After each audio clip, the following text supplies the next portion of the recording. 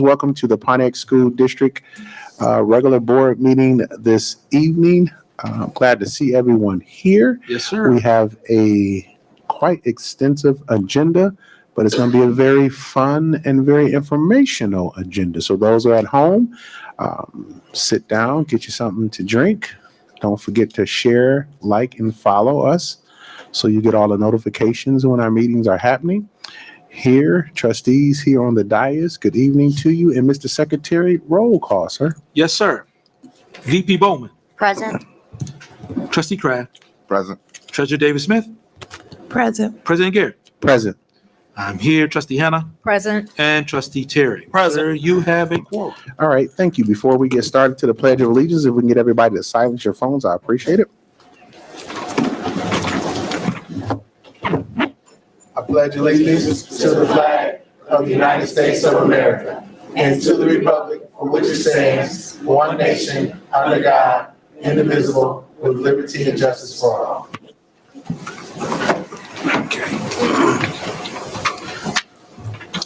Okay. Thank you for that.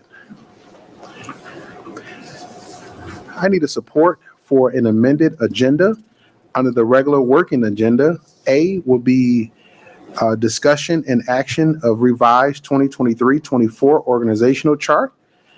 Item B will be resolution, honoring Mr. Quinn T. Ross Sr. Item C will be transportation coordinator position. That'll be discussion and approval. And then also under D, under regular working agenda, general counsel, PASA letter of agreement, discussion and action item. Need support for that? So moved. Moved by trustee Garrett, supported Support. by trustee, Oh. I moved it, but Okay. moved by chair, supported by treasurer Davis Smith. Yes. Questions, comments, or concerns to the amendment to the agenda? Hearing none, roll call, please. Trustee Kraft. Yes. Treasurer Davis Smith. Yes. President Garrett. Yes. I'm voting yes. Trustee Hannah. Yes. Trustee Terry. Yes. And VP Bowman. Yes. Sir, the amendment passed 7-0. All right, thank you. Need a motion on the floor to approve the amended agenda. So moved. Support. So moved by trustee Bowman, supported by trustee Terry. Questions, comments, or concerns? Hearing none, roll call, please. Treasurer Davis Smith. Yes. President Garrett. Yes. I'm voting yes. Trustee Hannah. Yes. Trustee Terry. Yes. VP Bowman. Yes. And Trustee Kraft. Yes. Sir, the approval of the agenda was passed 7-0. All right, thank you. Now that we have a working agenda, we can go to work. We're going to move down to awards and recognitions. Superintendent, the meeting is yours.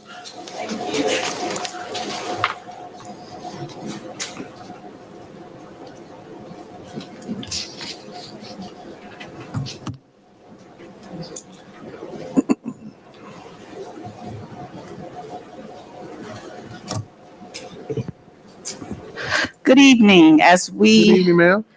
broach our last and final board meeting, we always enjoy celebrating our staff as well as our students. It's always an exciting moment during this time of our board meeting. Today, we want to celebrate and showcase the Lady Phoenix varsity soccer team. Yes, We yes, are so proud of the team and the accomplishments they have made this school year. At this time, we would like to recognize you with a token of appreciation for this momentum moment. And the certificates that we will provide you will read as following. Certificate of Distinction. This certificate is proudly presented to Maria Hernandez in recognition of their success during the 2023 season and their accomplishment of winning record of 10-4-1. Keep up the great work, ladies. Given this 20th day of June 2023 in Pontiac, Michigan, signed by Superintendent Kelly Williams, Board President Gil Garrett. We have a certificate for each member of the team. Congratulations. At this time, we do want to say each one of the members of the team, and I have Dr. Alicia so that I do not mispronounce anyone's name. Awesome. And we will hand this over. Is the coach here? Enrolled. He's in the hospital? Okay, keep him. Okay, we have the AD here for athletics.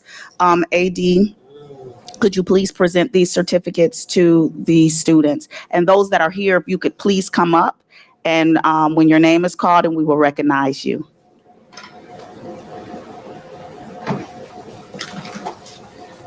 Okay, congratulations to the Pontiac High School varsity girls soccer team. Yes, congratulations. We have Katrina Hang. And we have Katrina Love. Christina Gamas Diaz. Kimberly Mendoza. Maria Matos. Zania Kirk.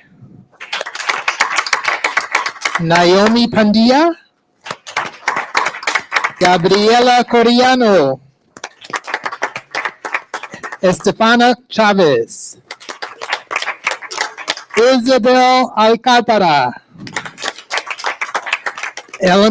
Emily San Juan. Daisy Flores.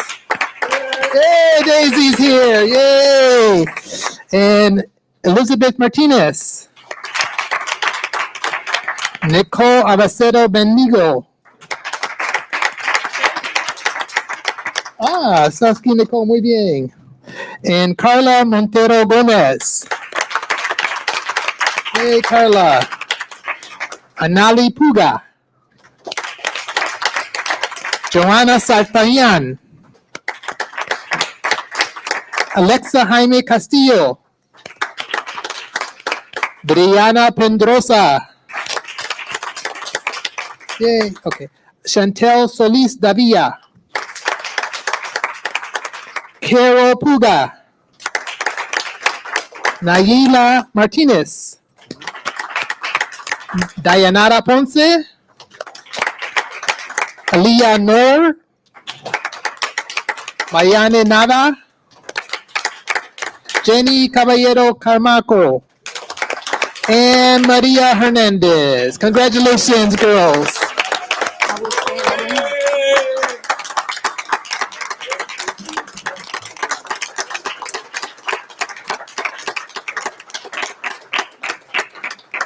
Thank you. I would also like to thank our parents for being here. Thank you for allowing them to participate in our sports organization, and congratulations to you all as well.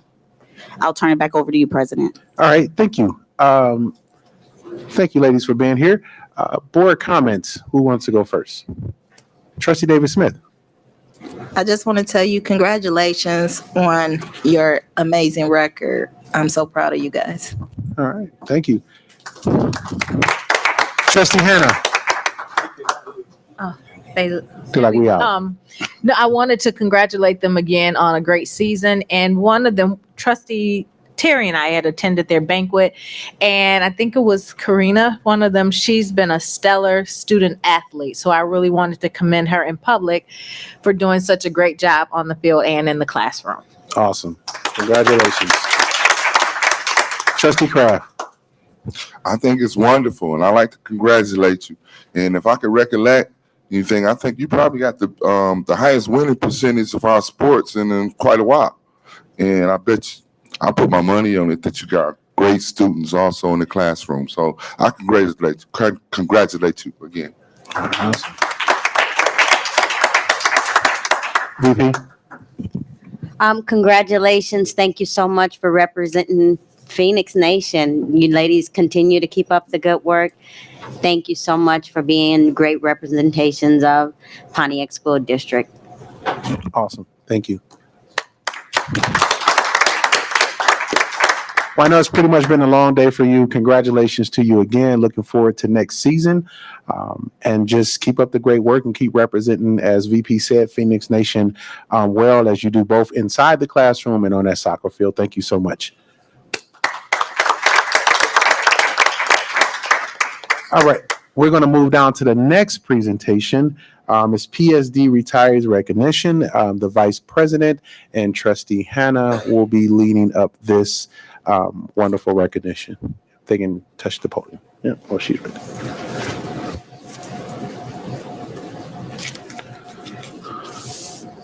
Retirement. Must be not. Must be nice. No, sorry.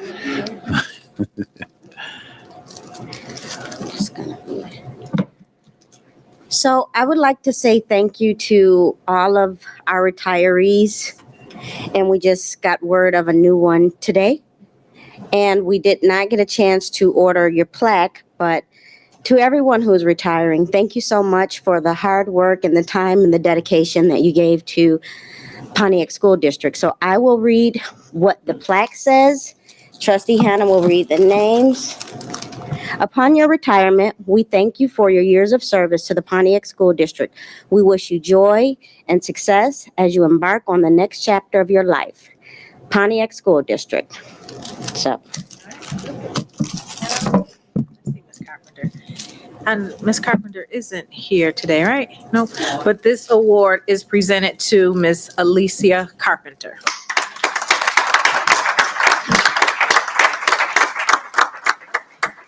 Our next award will go to Ms. Beverly Manley.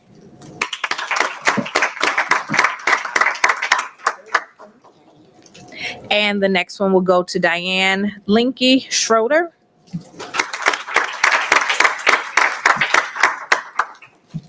And Ms. Georgia Scopus.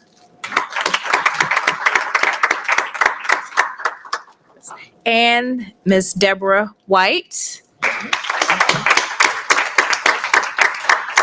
And as VP Bowman mentioned, Principal Spencer, we thank you for your dedication, your commitment.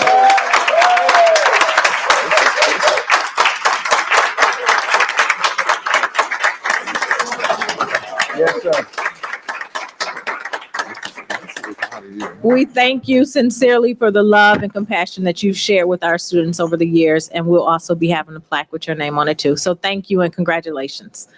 All right. Thank you. Wonderful job, y'all. Thank you so much. Comments from the board? Trustee Gross? Welcome to my world, the world of retirement. Listen, people look at it as a long word, but it's a good word. And it's for you to enjoy the second half of your life, man. And I appreciate the job you've done. How long, Spence? 25. Oh, my man.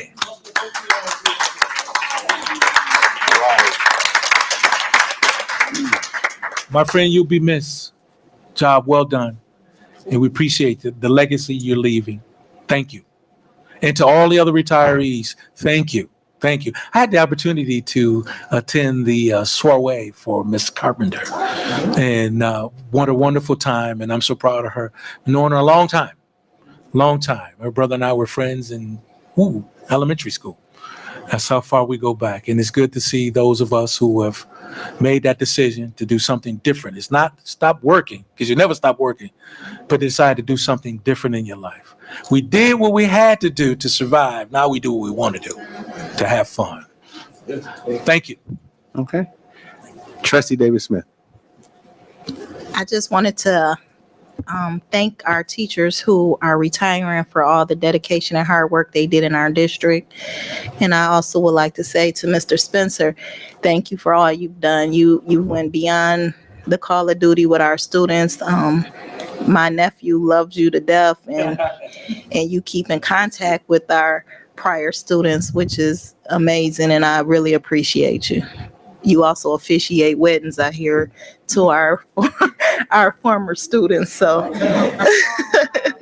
so thank you so much. I really appreciate you, and happy retirement to everyone. All right, Trustee Kraft. Mr. Spencer, is it any chance you might do the Tom Brady and come back? Right, okay. Thank you. Enjoy your retirement, sir, and to all the other retirees. Thank you, sir. Trustee Terry. Congratulations, first off, to all the ones that retired for your hard work and dedication that was mentioned before, but also just giving of yourselves back to the students, being that example and being that role model and being that person, I guess, for them to look up to and just have that role model in their lives. So I want to say congratulations, and I wish every one of you the best endeavors in whatever you decide to do. golfing, fishing, whatever activities, weddings, ceremonies. So whatever it is you want to do, I say get out there, enjoy yourself. You've earned it. Congratulations. Thank you. Thank you, sir. VP. Thank you so much for the work that you all have done and reading the names or hearing the names, especially Mr. Spencer. It almost trying to keep it together here, but thank you so much. You're a great representation of what a leader in our community looks like, and thank you for being someone that our students can always depend on. To everyone else, just continue to live it up. It's been a great ride, and again, you're always welcome to come back, and I'm sure Miss Kellum will be happy to have you all. So be well. Thank you all so much for the time and energy given to this community, and we love you, or I do at least anyway. Thank you. Thank you, VP. I think our trustees said it all. Happy retirement to the retirees. To Mr. Spencer, you got a judge under your belt.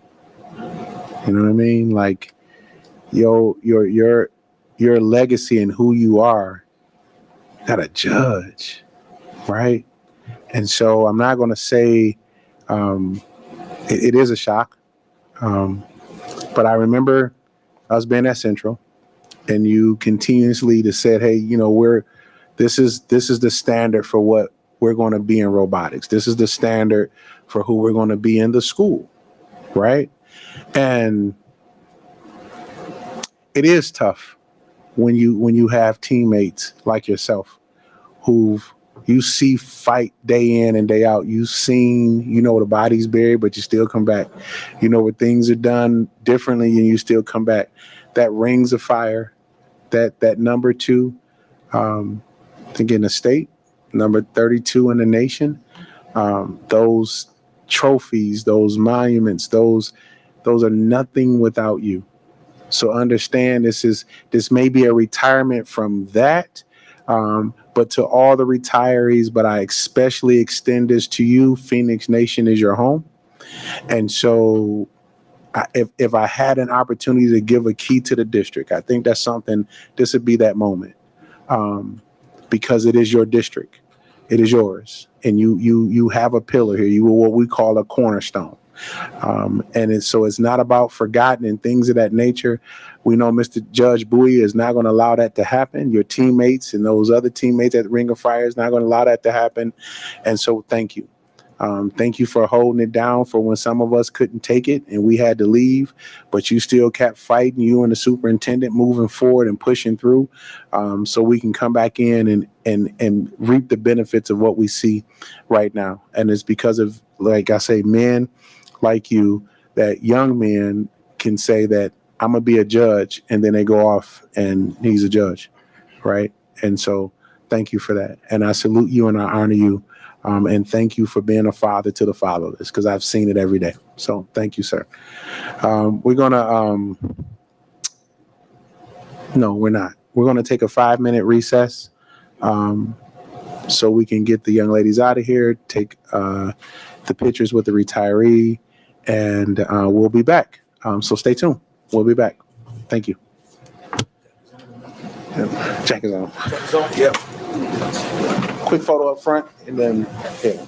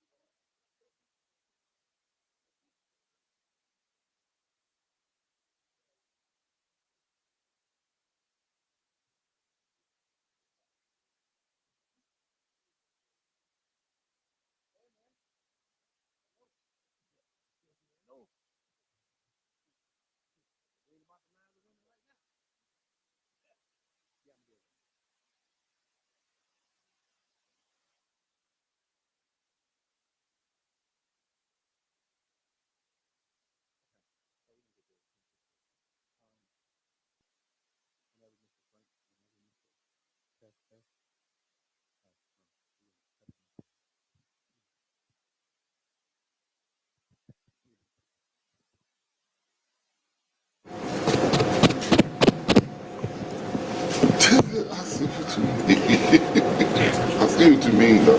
Bruh. All right, welcome back. Thank you for your patience.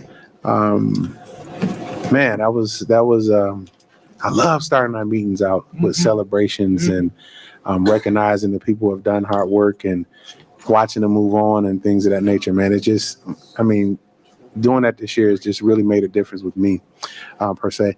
Board of Trustees, I'm going to give, he's not a stranger to Pontiac at all. It's the only card that we have, public comment card that we have for this evening. And because that piece is closed, I want to give Pastor Sowell a point of privilege to come share with us about something that he's been doing in an area that now 3 years now, about 3 years right now. I'm still not dunking yet, but maybe I'm gonna get there. So Pastor Sowell, thank you so much for blessing us with your presence, and the meeting is now over to you. Thank you so much, Mr. President. To this amazing board, I know a lot of school districts that we have the honor to serve at 180 Church, but this is the hardest working school district that we work with. Thank you so much, Superintendent, for believing in us. The first year we did Urban Roundball Classic. Troy, thank you so much for your leadership. I am so very grateful. This is the third annual Urban Roundball Classic. The first 2 weeks in July, we will be wherever the superintendent wants us to be. We will be there, and we will be celebrating entrepreneurs in the city. So any entrepreneur that wants to be a vendor, you can do it for free. This shirt was actually inspired by Detroit versus Everybody, that started the brand Pontiac versus Everybody. That's proprietary. That was up under the direction of Jordan Chambers and Dak Davis. So we have one for each board member. I kind of scattered them out in terms of size. So just let us know your size and we'll get you one. And anyone around the table want to make sure you get a shirt. So full ride scholarships to Rochester University, $50,000 each year for 4 years. Wow. So we have 6 students right now. Chiquita Wright. She's been helping us find the students, and also up under the direction of Principal Montgomery. He's been helping us as well. So it's basketball tournament, elementary, middle school, high school, and 18 and up. So Pastor Zoe will be putting on his Nikes because you can win $1,500 for 15 and up, 3-on-3 basketball tournament. For high school, it's $1,000. You can win for being the best team. Middle school, $800. I remember the first year we did this. The middle school winner, we give him $200, and his team had a team of 4. And he looked at me. He said, "Now I can buy a present for my mother." Isn't that awesome? Yeah. And elementary is $300. So cash prizes, bounce houses, video game trucks. It's going to be a family free food. It's a free event. I believe Mr. Walker will be out there cooking for us. Once again, vendors, you can come. You can be able to sell your products for free. We want to make sure we support the urban entrepreneurs in this city. And it's going to be amazing. First and second week in July. And if you like a shirt, we have shirts here. Just let Troy know your size, and we'll make sure that everybody gets a shirt. If we don't have your size, we'll make sure we'll get your size for you. Thank you so much, Mr. President, for allowing me to share. Thank you so much. Well, thank you. Thank you so much. So community at home, the first 2 weeks in July, make sure you be there. We want to be somewhere on the grounds, wherever the superintendent said we're going to be, but it's going to be on Arlene Street. So we do know that. So thank you, Pastor Sowell, for blessing us with your presence again and bringing the third annual classic here. So thank you, and for also accepting that point of privilege. Thank you, board, for allowing me to do so. We're going to move down on our agenda now. Recognition of elected officials. Any elected officials in the audience? I know it's election season coming up. No, I'm just Give it a few weeks. okay, awesome. But I do have 6 elected officials around the table. How y'all doing this evening?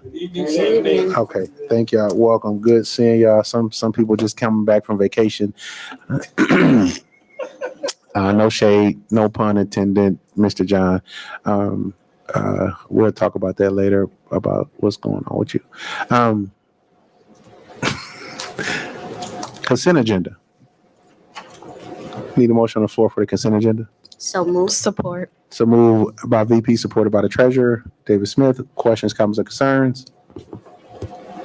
Roll call. President Garrett, Yes. I'm voting yes. Trustee Hannah? Yes. Trustee Terry? Yes. VP Bowman?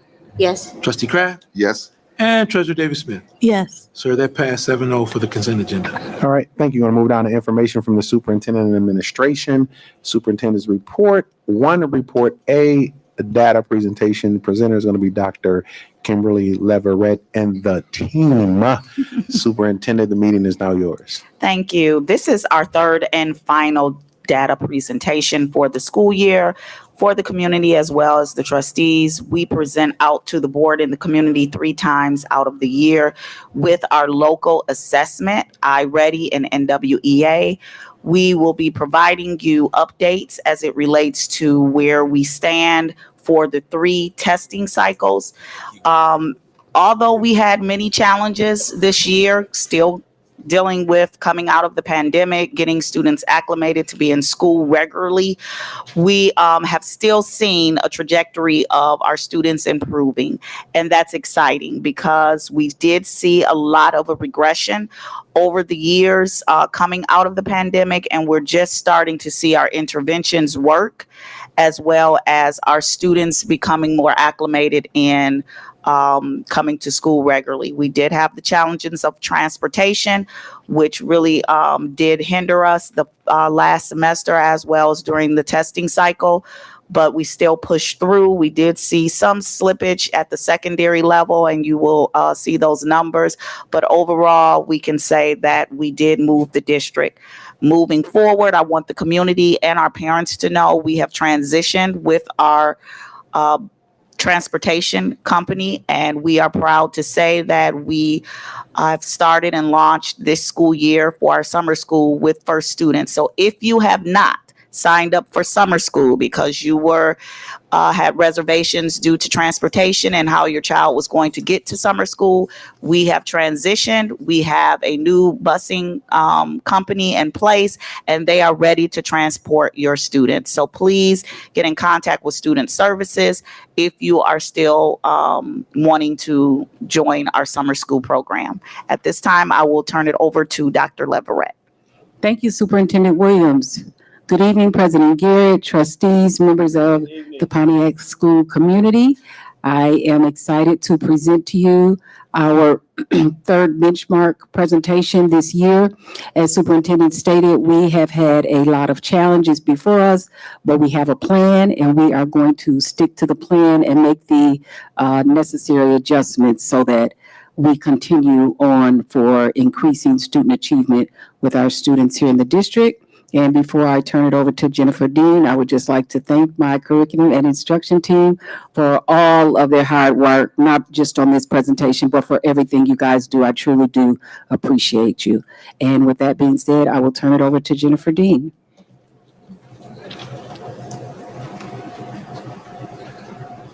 Thank you, Dr. Leverett. Good evening, everyone. How are we doing tonight? I'm excited to bring some good information to you tonight. So if we want to go ahead and go to the first slide, the first thing I'll talk about is this looks a little different than how we've looked at the data before.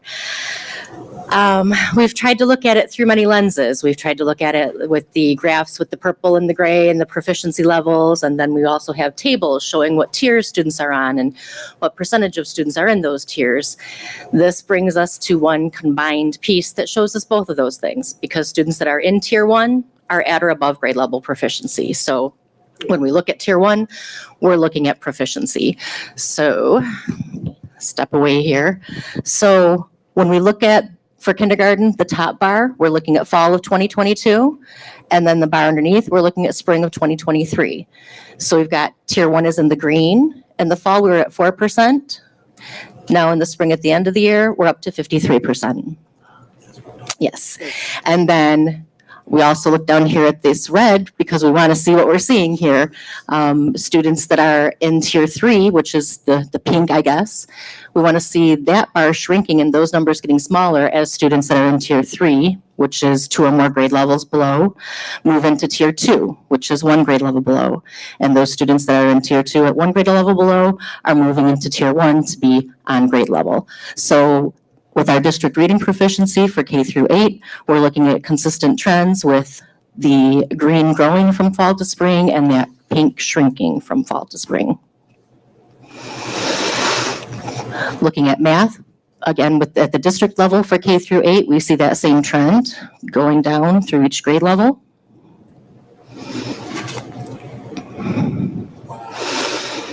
Yes, wow is right. We're seeing a lot of good things here tonight. And then looking at LCAT, well, so now we'll take a look at a closer look at each school by grade level and by demographic. So looking first at LCAT's reading proficiency by grade level, again, we're seeing those green bars from each fall to spring increasing. Kindergarten, 8 to 30%, first grade, 3% in the fall to 23 in the spring, second grade, 10 to 39, and continuing that trend going all the way down, those green bars growing and those pink bars shrinking. And then LCAT math proficiency by grade level, again, same trend. We're looking at the green bars as we increase proficiency with that tier 1, and our pink bars getting smaller as we move from fall to spring, moving more of our students toward that grade level proficiency. And then looking at the demographic data, again, we see consistent trends across each group. I will say, when we look at some of these slides by different schools, we might see a demographic group that's not reported.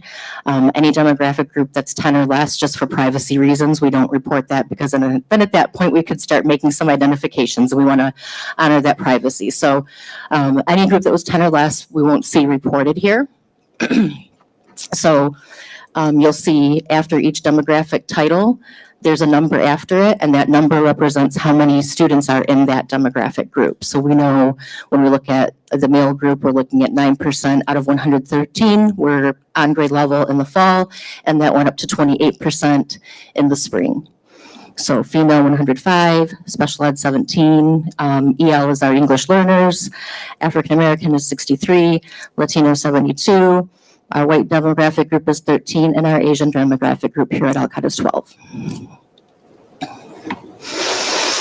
And then looking at the math proficiency, again by demographic group, and we see those same trends, those green bars expanding as we move each group up in proficiency and moving them out of that group where they're 2 to 3 years below grade level.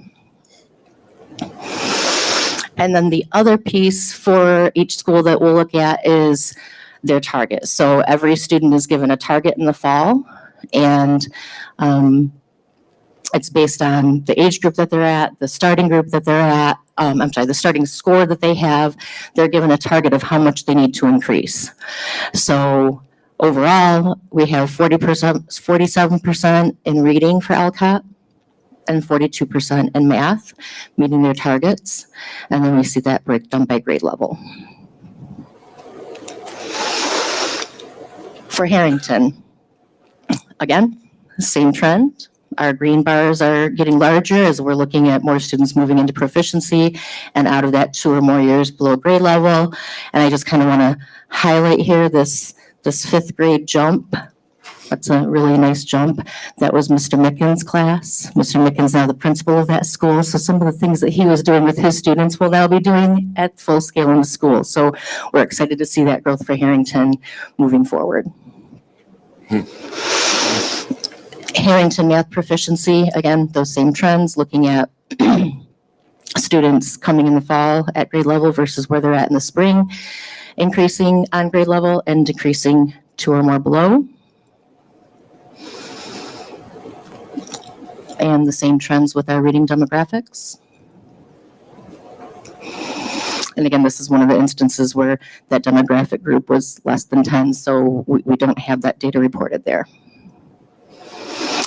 And looking at Harrington's growth, I didn't put the overall there, but we have the grade level breakdown here of each grade level and how many students met their growth targets.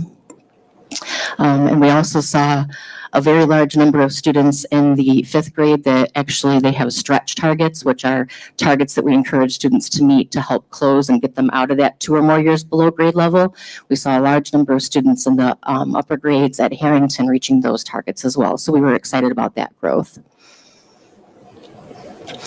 Looking at ILA reading proficiency, again, each grade level is showing an increase with the number of students in tier 1 on or above grade level, and the decrease here with the students that are 2 2 or more grade levels below, either moving into only being 1 grade level below or closing that gap completely and going into tier 1.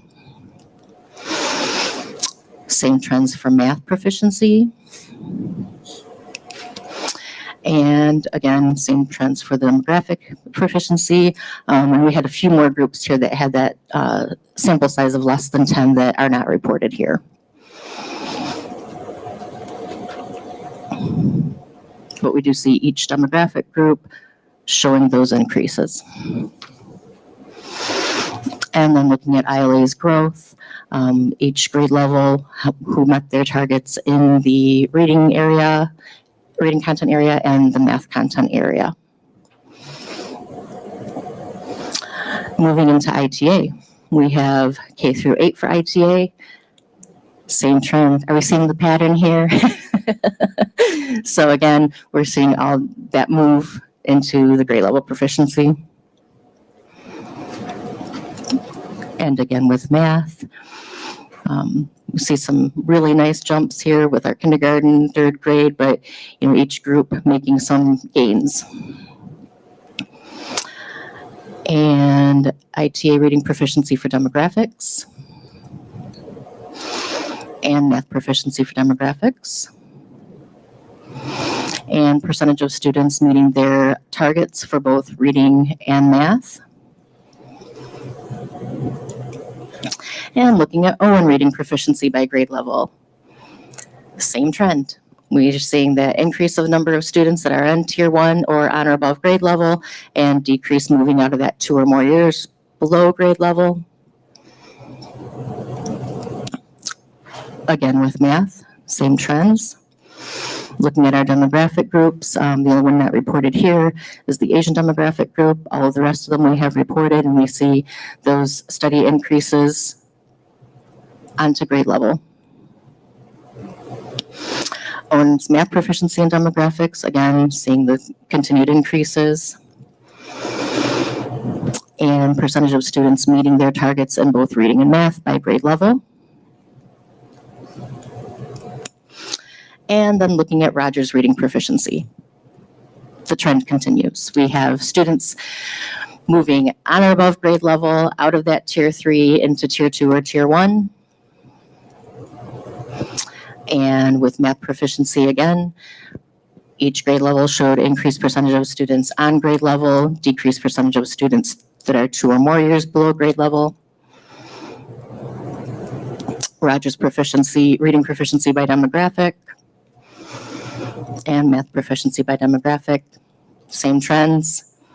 And then looking at percentage of students who met their reading targets and percentage of students that met their math targets, and we saw some really nice growth here with Rogers.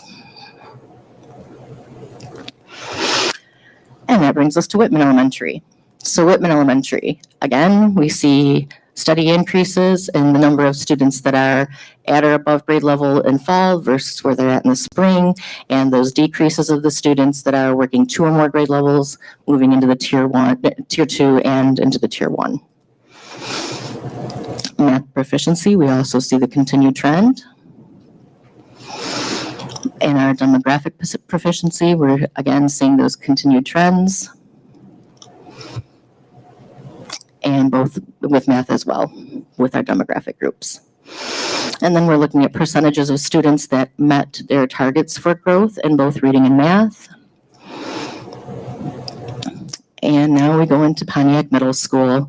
I had the privilege of being in Pontiac Middle School during their testing time. I was helping with both MSTEP and helping with those iReady for maybe those students who had missed their bus on their testing day. So I was helping with that and having some really good conversations with those 7th and 8th graders about where they were at, what they needed to meet their target, testing with them in the library, and the excitement when they met their targets. I'm talking 8th grade boys that are just in there celebrating and cheering. Young girl that was in there doing the same thing. It was just a very neat experience, and we're seeing that here when we're looking at our increases with reading, but especially when we go into math reading or the math proficiency by grade level, we really see some increases in those students that are moving up to the grade level proficiency and moving out of that 2 or more years below grade level. Demographic groups saw the same types of increases for both reading and here for math. And then the percentage of students that met their targets, this is really nice. This is a big improvement from what we've seen in past, especially at 7th and 8th grade, with the number of students that are meeting their targets. And then looking at Pontiac High School. So with the reading proficiency, we're seeing increases, except for 12th grade. 12th grade, they're on their way out. It's the end of the year, and I'm not trying to make excuses for anybody. It's just kind of the simple fact. However, when Mr. Montgomery and I had our end of the year data conversation, looking at his data, we both agreed this is not an accurate reflection of where our kids are at. So we had a lot of discussion about some things that we could do next year to help the students take ownership of this, understand the why behind this, and really get what our students truly know. In the math proficiency, again, we're seeing some increases with the 9th grade, some slight decreases with 10th and 12th grade. Again, they're the high school students that we've just got to figure out that way to motivate. We figured it out with 7th and 8th grade, and we're working on that high school next. And with that, I will turn it over to Dr. Leverett. Before Thank turn it you. over, Oh. Trustee Gross with a question. Any other questions? Yes. I'm sorry. Any other questions for trustees, VP? Any other questions? Okay. Any other? No? Okay. Thank you. Thank you. I love what I'm seeing here, and the way the chart is extremely helpful. My question is, as we're seeing the increase in the various years, and I'm looking at it, something that we talked about at the retreat. If someone I'm seeing that's progressing from one year to the next, say that's okay, I'm looking at, say, the first grade at Owen, and we see a from fall to spring an increase. That group that's in the first grade, our expectation is to see a greater increase when they move to the second grade. You get what I'm asking? Yeah, So we if- kind of touched on it in the retreat. It's very hard to Yeah, track because of our students are very transient, as well as the cohorts change because our students either move to different schools, move out. Some do remain in the cohort, and you can look and track them that remain, but it's very transient. And so it's very tough to track it. We tried it several times, and Jennifer, I'll let you weigh in on it with our data warehouse. Oakland Schools has tried to assist us in the past years with it, but it is very hard to track them because of it. I'm asking this, Sue, because there's something that you're doing Mhm. from the fall to the spring that's causing an increase. Mhm. So now, if you're continuing that from the next year fall Okay. to the spring with that same group of kids who showed increase from fall and spring in the first, now they're in the second. So if what you're doing to Right. get that increase from the fall to the spring, they come back the following year, we should see a greater increase because you're used to doing this now. That's what I'm asking. Yes. That's where I'm That's now the you know where I'm problem. going. Yes, when they Yes. come back Now in the you know where I'm fall, going. Yes. so that you mentioned first graders, so they'll come back as second graders, and when they Yes. take that test, they're going to be tested on all of the second grade content that they haven't learned yet. So we're going to see Correct. that place where we're back at a lower That's number of what I'm students asking. being on grade Yes. level. However, one of the things as I met with each principal and we talked about the various things where those grade levels really stood out and shined, like, okay, what's happening in those grade levels? Well, we know data conversations are happening in those grade levels. So we need to take that to scale. We need to help all the students truly understand the why behind this and that they have a stretch growth target. You know, we monitor who's meeting their growth targets, but in order to continue that movement out of that 2 years or more below grade level, they have to meet those stretch growth targets. So really talking to the kids about those stretch growth targets. And those are my conversations with the middle school kids, and they were meeting those stretch growth targets, and that was the exciting thing. So just making sure that we're doing that at scale across the district and helping the students take ownership of that. And it's new content, so that's the key. It's new, yes. When they And come see, in, that's what I it's wanna like hear. a pre-test. It's brand new curriculum. something It's they've never seen second before. grade. They've never seen it. Nothing has been taught. So once that curriculum is taught to them, pre-test is brand new, first eyes on the curriculum. Then the second testing is they've been exposed to the first half of the curriculum for second grade. So that's why you see that slight growth in the Yes. second testing. And then the third, they've been exposed to the full curriculum. So you should see those gains gradually increase. That answered my question. Okay. Thank you. Okay, VP.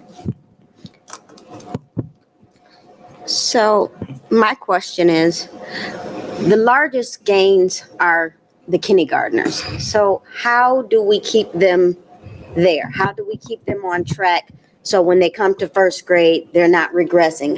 So if we have our smallest ones, how do we keep them? What is the plan to keep them where they are so that they won't regress and they can continue to grow throughout their tenure here at Pontiac School District? How do we keep that? So that's twofold. So when we look at kindergarten data, they're kindergartners. So there's really not 2 years below grade level for them. So we don't really see a whole lot in that pink. I think a couple schools, there were just a few where we had them in that pink, and that was a special circumstance with students who are repeating.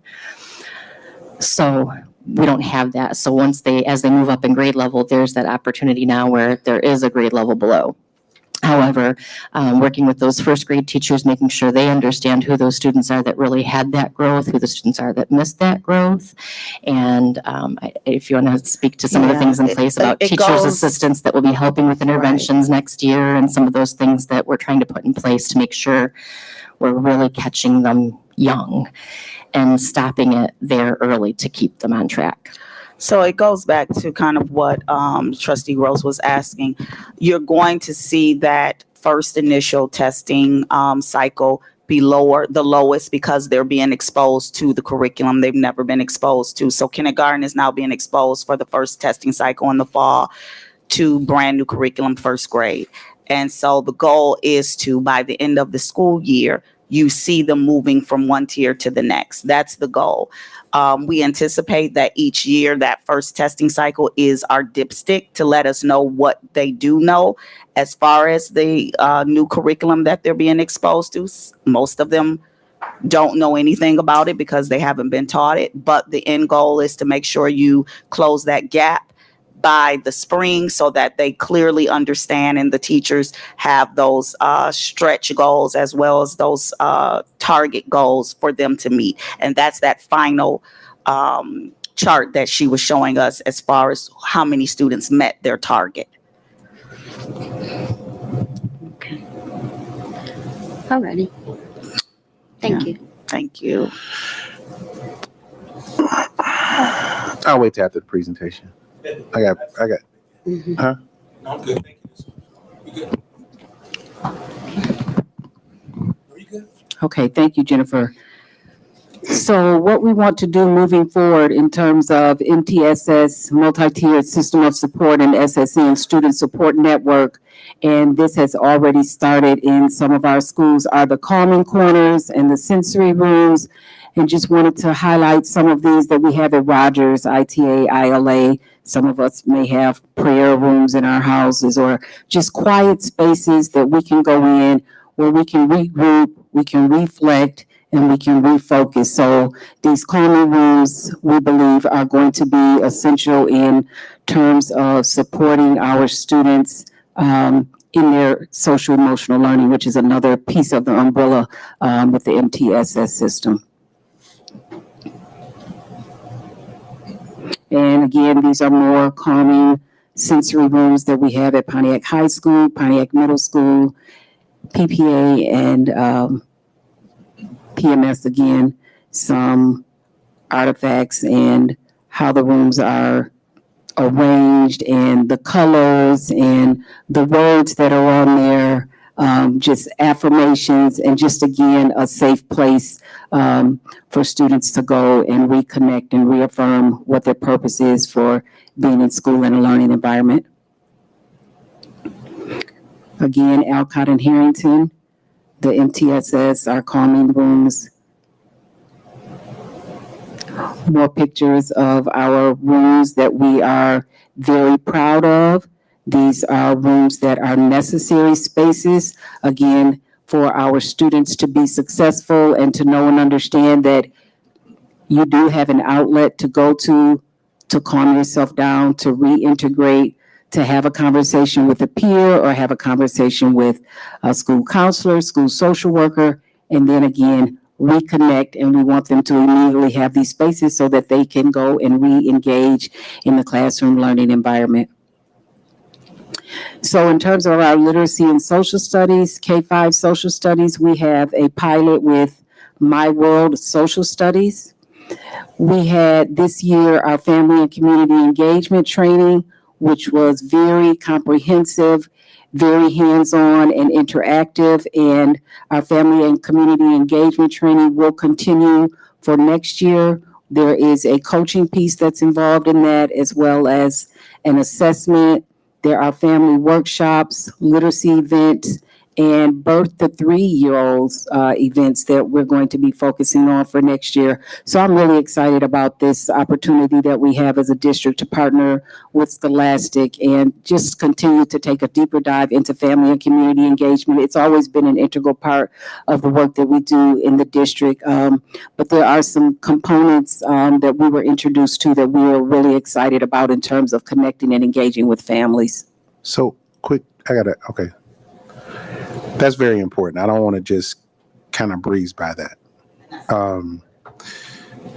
So one of my jobs as a community liaison, community police officer, right? Like I see Pontiac in its natural form every day, right? When they get out of school, when they come into school. So when I look at numbers and I look at data and I look at the kindergartens and I look at some schools where it wasn't proficient when they first got there. They just was sent to school. When I look at the area in which that the kids come from, I can clearly understand, I can professionally say this, I know the homes that they're coming from. And some people can just look at a sheet of paper and data, but that's the part that I have to deal with, right? So this birth to 3-year-old event, can we do you have anything more specific? Because I think this is the game changer. Like, this is the game changer where you go into where these young mothers are. Like, we have events there. They don't come here. We go there. Because it is very important that the parent understands how important it is to send the child to school ready. Now, I'm not saying it's all like that. But what I am saying is, because we are a transit community, I would say we're about 40%. It used to be like 60, 70. We're about 40% right now. Where kids are transferring to different places, these scores have a tendency of representing the transitional phases of a student's life that could affect the climate and culture of the school. So I don't want to overlook that. Like, I was glad to see that. I was glad to have that in there, but I really want to emphasize the importance of us putting funds behind this and putting not just surveys. Like, I need this to go into these particular areas, specifically where we like I'm trying to be as politically correct as possible, but I know what happens. I know what comes. I know where this is needed, and we haven't had a chance, this opportunity to really do this. People have talked about it. They've kind of fluttered around with it. They've used other programs to go in and that, but they don't show up there. Like, we need to go in there. So if you have specifics, or if that, of course, I'm gonna put my little question mark to that. Because I think this is the game changer. The birth to 3-year-old events are the game changers. So I can share more information with you, Trustee Garrett, because we are in the developmental phases. But I will say that Felicia Jeter has been working very closely with Scholastic and their team.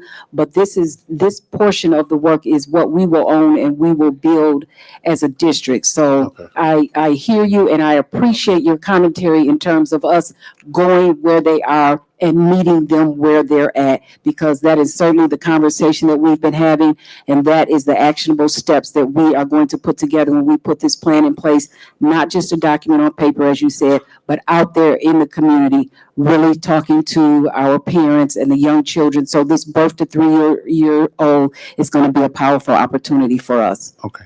Yes. Awesome. Thank you. If I may add, this conversation was birthed around the conversations that we had at the retreat around how can we get our parents engaged, thinking outside of the box, as well as working with Trustee Hannah on her dissertation around getting parents engaged, workshops falling under the umbrella of Parent University. Dr. Leverett and her team has done a phenomenal job with seeking out how can we meet the parents where they are, assessing them, and then actually giving them what their needs are. Without our parents, we cannot move the needle. And that is just the reality. We need for them to reinforce the reading, the books that we're sending home. I appreciate Ms. Jeter making sure that the library of literature is showing diversity so that parents feel comfortable with sitting down with their parents. Students feel comfortable sitting down with their parents and reading books that look like them and represent them. This summer, we sent books home with every student. So it is a game changer, but we also have to make sure that we're building this plane and making sure that the pieces are essential for meeting the parents' needs to make them feel comfortable. I hope this works. Again, this is a pilot. We are working with Scholastics. They have a whole coaching plan. They have already started these conversations with the principals to help the principals understand what parent engagement looks like, how to make our buildings more accessible and welcoming, having parent rooms in all of our buildings. So I'm impressed. When I peeked in for the last session with the principals, I felt they were really engaged. They talked about what they did have with making our parents feel welcome and what they did not have. And that survey was a wake-up call for all of us. So with that being said, the funding, we said pilot. I know we're just starting this out. So where would you like to pull the funding from, or what have we thought about the funding? It's grants. We're all set, and no, you'll see it in So- our. and that's good. Mhm. That's good. But what if the grants? Okay, if the grants run out, I'm gonna ask the board for some general fund money. Yeah, Like that's just how. Yeah. I'm just saying that we need to put that out there. Like that's just how important Mm-hmm. this piece is. Like, because if we don't stay committed to this, no one is committed to that young group of parents. I'm just saying it. I'm just gonna put it out there. And when they leave us, when their students go back home, there's nothing in the community for them to reach out to go to kind of help out. That's where your municipality is supposed to balance it out. That's not there. It's not there, haven't been there, and then they get rejected, and then they come back to the district, and then it's looked upon to the district as if, okay, what did we do throughout the summer? And so what I don't want to happen is when we say we're going in, I want you to have all your available resources past the pilot, because of that is what's happening. When the district takes its hands off of it, even though you beat me up, I'm not gonna say you beat me up, but you get on me this all the time when I say this, that we run the city. But truly, reason why I'm sitting on this dais is because I know what you do. And I know what happens when your hands come off for those 3 months.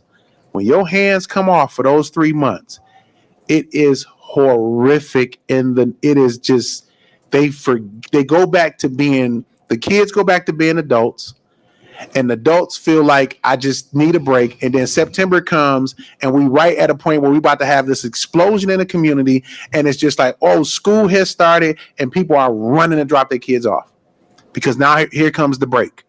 And we saw it during the pandemic, and nobody else is talking about it, but we're always talking about new reform. Well, we don't need a new reform if we haven't owned up to the responsibility of what we did or did not do prior to saying we want something new. That's why this is so important.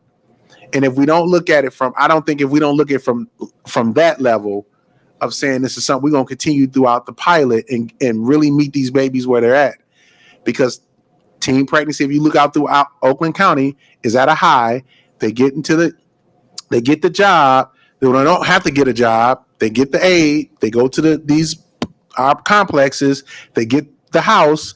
Then they, run into the issues with the baby daddies. There's a circle. Only thing I'm saying is, when we do this, this is the game changer. This is the game changer. It's all spread out in the numbers that you just gave us in as far as proficiency and when our kids are coming to school and where they're coming from. So that's it. I'm sorry. Well, I'm not sorry, but Thank you. thank you for allowing me that time, board. The next one. Cynthia. No. Oh, I'm sorry. Okay, in terms of mathematics and science, our curriculum, high scope math pilot and adoption is underway. We have a high school science pilot open with Science Ed. In terms of our professional learning that's taking place, it's building students' math identity and agency, math resource implementation training, content specialist training in math recovery, and the math, just to go back to that math identity and agency, is really about teaching students how to be resilient in math, how to know and understand and stick with the content even when it gets difficult, and identifying themselves as I am a math student, I am a mathematician, I can do math, and really be excited. So that math identity piece, I know, is one that Mrs. Jackson has really talked a lot about. She's an advocate for it. She's very passionate about it. And because when our students know and understand their math identity, just as when our students know and understand and have a strong sense of self and cultural identity, their approach to things is there's just a heightened level of confidence when our students have those identities about themselves. And just in terms of community, the goal is to establish a district-wide math advisory board as well as community math nights. In terms of our special services, the focus is on preparation for independent living. With post-secondary transition program, especially certificates of completion students, we saw a great, we witnessed Trustee Hannah and I last week at Kennedy. They just had we had 2 students that graduated and they were absolutely incredible. I said, I've been going around all these graduation and celebrations and just crying. I mean, it's just one of the best times of the year. But they really do a great job, Dr. Jameson and her staff, with that program. And they just have so many opportunities for their students to put their hands on after graduation and continue to just be great members of the community that can go to work and earn a paycheck and just feel great about themselves. So that program is really special. In terms of academics, the focus is on academic growth with IEP goals and objectives, high quality reading support using research-based instruction, continue to work with the Orton-Gillingham reading intervention, pre-test and instructional lessons, post-test methods, and utilizing multiple forms of student level data with iReady and MobyMac, as well as monthly progress monitoring. And although these are special services, a lot of these components of this program are what are universal and academically sound for all students. As you know, our English language learners, we had lots of students receive the Michigan Seal of Biliteracy, and our plan is to continue on that trajectory of ensuring that our students are involved in this program, they participate, and they get the benefit of the Seal of Biliteracy, which could be just really life-changing for so many students for next year and years beyond. All right, excuse me, Doc. VP has a question. At what grade level do our students, can they enter into this biliteracy component of the education? Like, where does this start for our students? Is it 11th?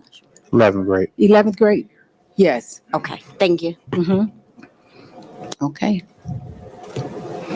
In terms of student services, the focus really is going to be on collaboration in terms of being productive, vulnerability, trust, support, engagement, success, teamwork, and commitment, which all just kind of goes back to what I was saying previously about those, the multi-tiered system of support.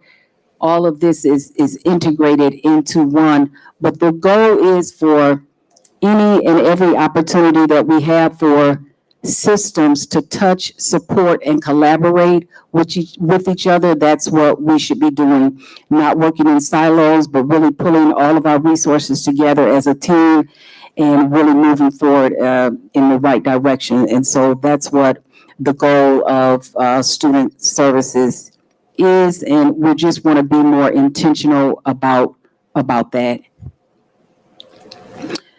Again, of course, we want to continue to build relationships and trust with our community by collaborating with the Pontiac attendance team with support, PATS. It's all persons in student services, attendance agency, communities in school, and community schools that will, again, as I said, collaborate, be proactive. We're not being reactive, we're being proactive, and that's why this system of support is so important for our students and community. Okay. And I thank you. I do. Questions? Any questions? Good, I'm not last. Okay. So this community in schools and community schools, is that contract only for while we're in school? Is that just? They do support schools as well as our students during the summer programs, as well as building and ramping up. And parents do have resources to contact the coordinator if they need anything throughout the summer. So it's year round. Okay. Probably in one of our board governance for the summer, like I would like to have a conversation around what that looks like for those organizations.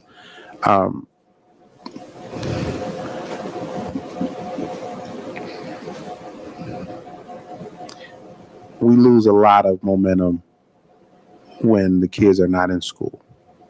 Like when they're not, when some kids are not taking summer school, whether they need it or not.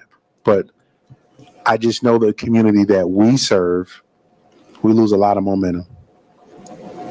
And so I know we don't want to hit, some of us, and I'm not going to say this is in this room, but we talk about this in the Black community and just urban education overall, is how do we keep our kids engaged? And you can't keep them engaged if you don't have them. And then what does it look like when they say summer school? I know it costs, but at what cost are we losing our kids? Like, what is it costing us not to have them engaged in some type of activity all year round? So we have afforded the opportunity for all of our students to be engaged and supported in summer school. And unfortunately, this was our first day, but our numbers were low. So Okay. we are calling parents individually, reaching out to them. Our attendance agents are going to their homes. Parents, it is here. It's enrichment that's provided. I know we have Trustee Hannah that's working with the high school. We are trying our best in making sure the programs are here to support them. We need our parents to send the students. And we have exciting programs, curriculum that's going on. It's a great summer school program. We just need the students to show up. Okay. So with hearing what I got my marching orders, hearing what you said. So that's part of the community in schools, them reaching out to parents, calling them now and saying, can you please send your student? This is what's going on, getting them excited about the summer school offerings. So it's also we'll talk about it in board governance. Okay. Because that's we can really drill down into it. I'm telling you as a community liaison, as a person who leaves from this table, I go right into the community. I understand a phone call. but we also needed to direct certain people we partner with, and I'll just say that, in the way that we want them to go, not where they think they should go. And if they're not okay with that, then we need to find organizations that's going to go after what we need them to go after. And I'm gonna leave that right there, and we'll talk a little bit more about it in board governance. But thank you, wonderful report. Thank you, team. Thank you for just being open and honest, for just everything that we've asked for. If you can't track this, like if you in education, if you've been in here over 3 years and you don't understand what we're under and what we see, I mean, it doesn't get no clearer than this. So Sue, thank you so much for, I'm gonna tell y'all right now, I was the first one in my little seventh of the vote that was like, I don't want to talk about that. I don't want to talk about that. I don't want to, and as transparent as I love to be and open that I love to be, it's just that I just see people just do things with data and information and just try to destroy us. And it's like when I looked at it and how you explained it, I mean, a common person who knows nothing about what even the basic curriculum can look at this and say, oh, okay, I know what the problem is and I see where it is, what we're going to do about it. And so thank you for bringing that forth. Thank you for expressing the demographics. Some laws had changed since we've been on the board. We didn't even talk about color or race and all that on the board. It was just, that was so taboo. You didn't even think about even bringing up a demographic side. So, but thank you so much for enlightening and educating me to that process. But I'm ready to go get it. I'm ready to go get it, and I'm ready to, do what we need to do to make sure that we are educating our students, and those who want the opportunity to learn will learn. Those who don't want the opportunity now will have some opportunities for you to learn. But we're no longer ashamed of the individuals that's coming in our district, in our area, and what we're seeing. We take the highs and the lows. We got people going to Harvard, and we got people going to jail. And so, I mean, those are the people that just show up to our district, period. And we're gonna accept them and receive them all. And then we got those who went to Harvard, diverse, and then we got some that reverse, go to Harvard. So I appreciate what y'all doing, and I appreciate this team. So thank you. We're gonna move down to the bond presentation, Mr. Graham and the ARC team. Yes, I'll turn it over to Juan and the rest of the team for the presentation. I don't appreciate what y'all did to Stoner, though. I'm just gonna put that out there. So we got my man's out here bold, man. I got my man. Good evening. Good evening, everybody. President Garrett, Superintendent Williams, Man, members of the board. why you got my man out here? Man, why? Go ahead, sir. How you doing? Doing well. Good doing well. seeing you, man. Good to see everybody. So here for the monthly update for June. There's our placemat that gives all the dates of what's completed, what's substantially complete, what's in progress. Any changes, we have the updated dates. And then the next slide is where we are for out to bid for some projects. We do have the doors and windows package that's out for bid, as well as the pre-purchase of the electrical mechanical equipment at Rogers and Harrington. So everything else is being designed, and then we'll determine whether we go or no go. Looking at the latest updates for the middle school, and we have some good news for that, which I'll get to shortly. There's some updates. That's the cafeteria and the serving area. You can see the floor, ceiling tiles dropped. The space looks beautiful. Next one is the theater. There was an add to the original contract, adding lights and ceilings to the theaters. The original bid documents, we're not getting a new ceiling. So like everything else, the lighting was scheduled to be shipped late last week. Now we're hearing we're getting it this Friday. I don't anticipate it being something dragging out similar to the other electrical. We have a pulse on it. So we get the light fixtures, we can install them, get the inspection, so then we can drop tile and get out of the theater. So that's the front office. Toilet rooms, space looks great. You can see ceiling tiles dropped. If you continue to look at some classroom and corridors throughout the next slides. That's the Pontiac Middle School front office? That's the classrooms. So Marvin and Rob and Tiff and the team, they're doing a great job with the staff working behind right now, getting the place cleaned up. working on the electrical as well, behind the power. Middle There's our school, corridors. alcove. So I'm sorry, it's going to be nice. Totally different. totally different. Looks great. So going back to the middle school, as you've known, we've been talking about for a year now with the supply chain issue we've had. I know the art team, John Stoner leading as well, found a material solution for the middle school. It's a temporary solution. We still don't have some of the products that we need to finish. So we do have some temporary material that we received, and it's a solution. And the good news is the report last week that we gave was that we got the approval. It was going to take 2 weeks to get power to the building. I could tell you it took them a day, and they already had power to the building yesterday. And right now they're slowly getting things online. So when I was there That's today, DTE? say again? Was that DTE? No, that's in-house. Okay. Oh, in-house power. So basically, the main electrical room is powered. Okay. So now they're just slowly turning on corridors. We're getting with the toilet room, some classrooms are powered, and we're slowly getting it powered up over the next 2 weeks. We already have the ventilation in the mechanical unit scheduled for commissioning, so we can get that powered up. So we need about 4 weeks to get things online, occupancy sensors, mechanical units, and so forth. So great news for the middle school. So looks good. Yeah, go ahead. This is huge because what we see with our trend, with our enrollment, is that our middle school students are, when they transition in the middle school, they are leaving us.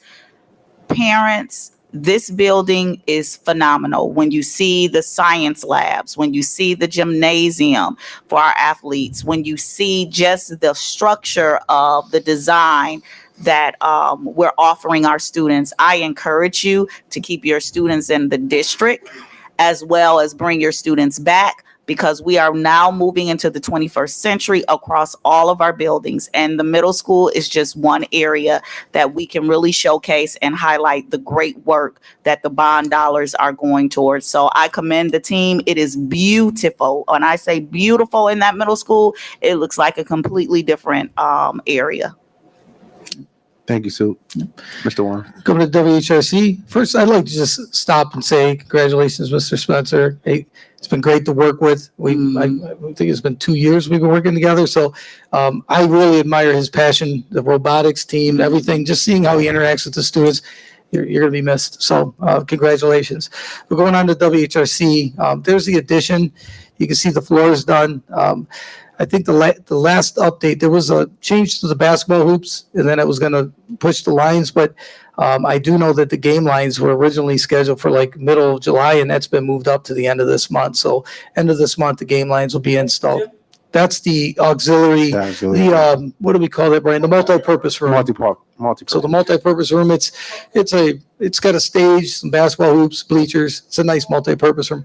Beautiful. I mean, the technology in here, the projector screen, the projector, the curtains. It's a really nice space.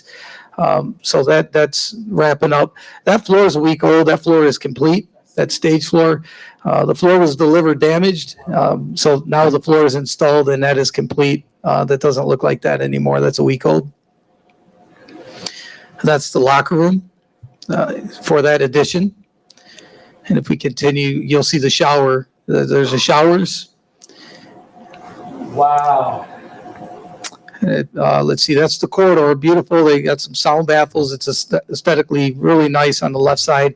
That's the corridor, and then that's the wood bench on the right side. So very nice addition. That's the concession for the space with the office. And that looks completely different. I actually stopped there. I was there this morning and I stopped before the meeting. If you drive by, you'll see there was a couple adjustments that needed to be made with some field conditions. We got all that resolved, working great with Brian here. They poured that out. Really today, if you see it, the left side is all poured out with concrete. The right side, they started pouring today. Half the stairs are complete. So if you happen to stop by, you'll see half of the stairs already installed, the concrete. They're gonna let them cure. I believe they want to have them poured out by early next week, complete. And then the railings, you have some nice railings that'll follow behind that. Next is just all the grading. I believe that all the site grading we've done around the multi-purpose room. We still have the construction fence up, separating the playground. At some point, we'll make a decision to take it down so we can finish up all the restoration with the seating and so forth during summer school. So that's WHRC. Leading now into the high school. The high school, we met with the building staff a couple weeks ago. Mr. Montgomery made a point to say, we've done a great job working at night to not make it look like a construction zone. And I said, that's a good segue into the 19th. It is a construction zone. So that place is fully under construction. There's demolition going on. It's a pretty busy place. That's the band. That's where Chief used to sit, and they're actually outside of there with the band area. All the sheet metal's installed. The good news is, the bad news is we need that insulated. They went on strike. The local union went on strike, but I believe they're voting on that tonight. So I'm hoping to hear a resolution tonight. We can get them back on board tomorrow to insulate that so we can be back on track with the ceiling grid. We still have float in there. We're good. The next one is the corridor outside of there, as well as some more demolition on the left. The pictures don't do really just for this because there is demolition going on everywhere. A lot of work going on in that space. That's the pit for the science lab, for the chemicals, basically, right, Brian, for the acid, right? So, and that's the science on the right. So we've already tore out a lot of the walls in the science lab. That's going to be pressed, but we'll be in good shape.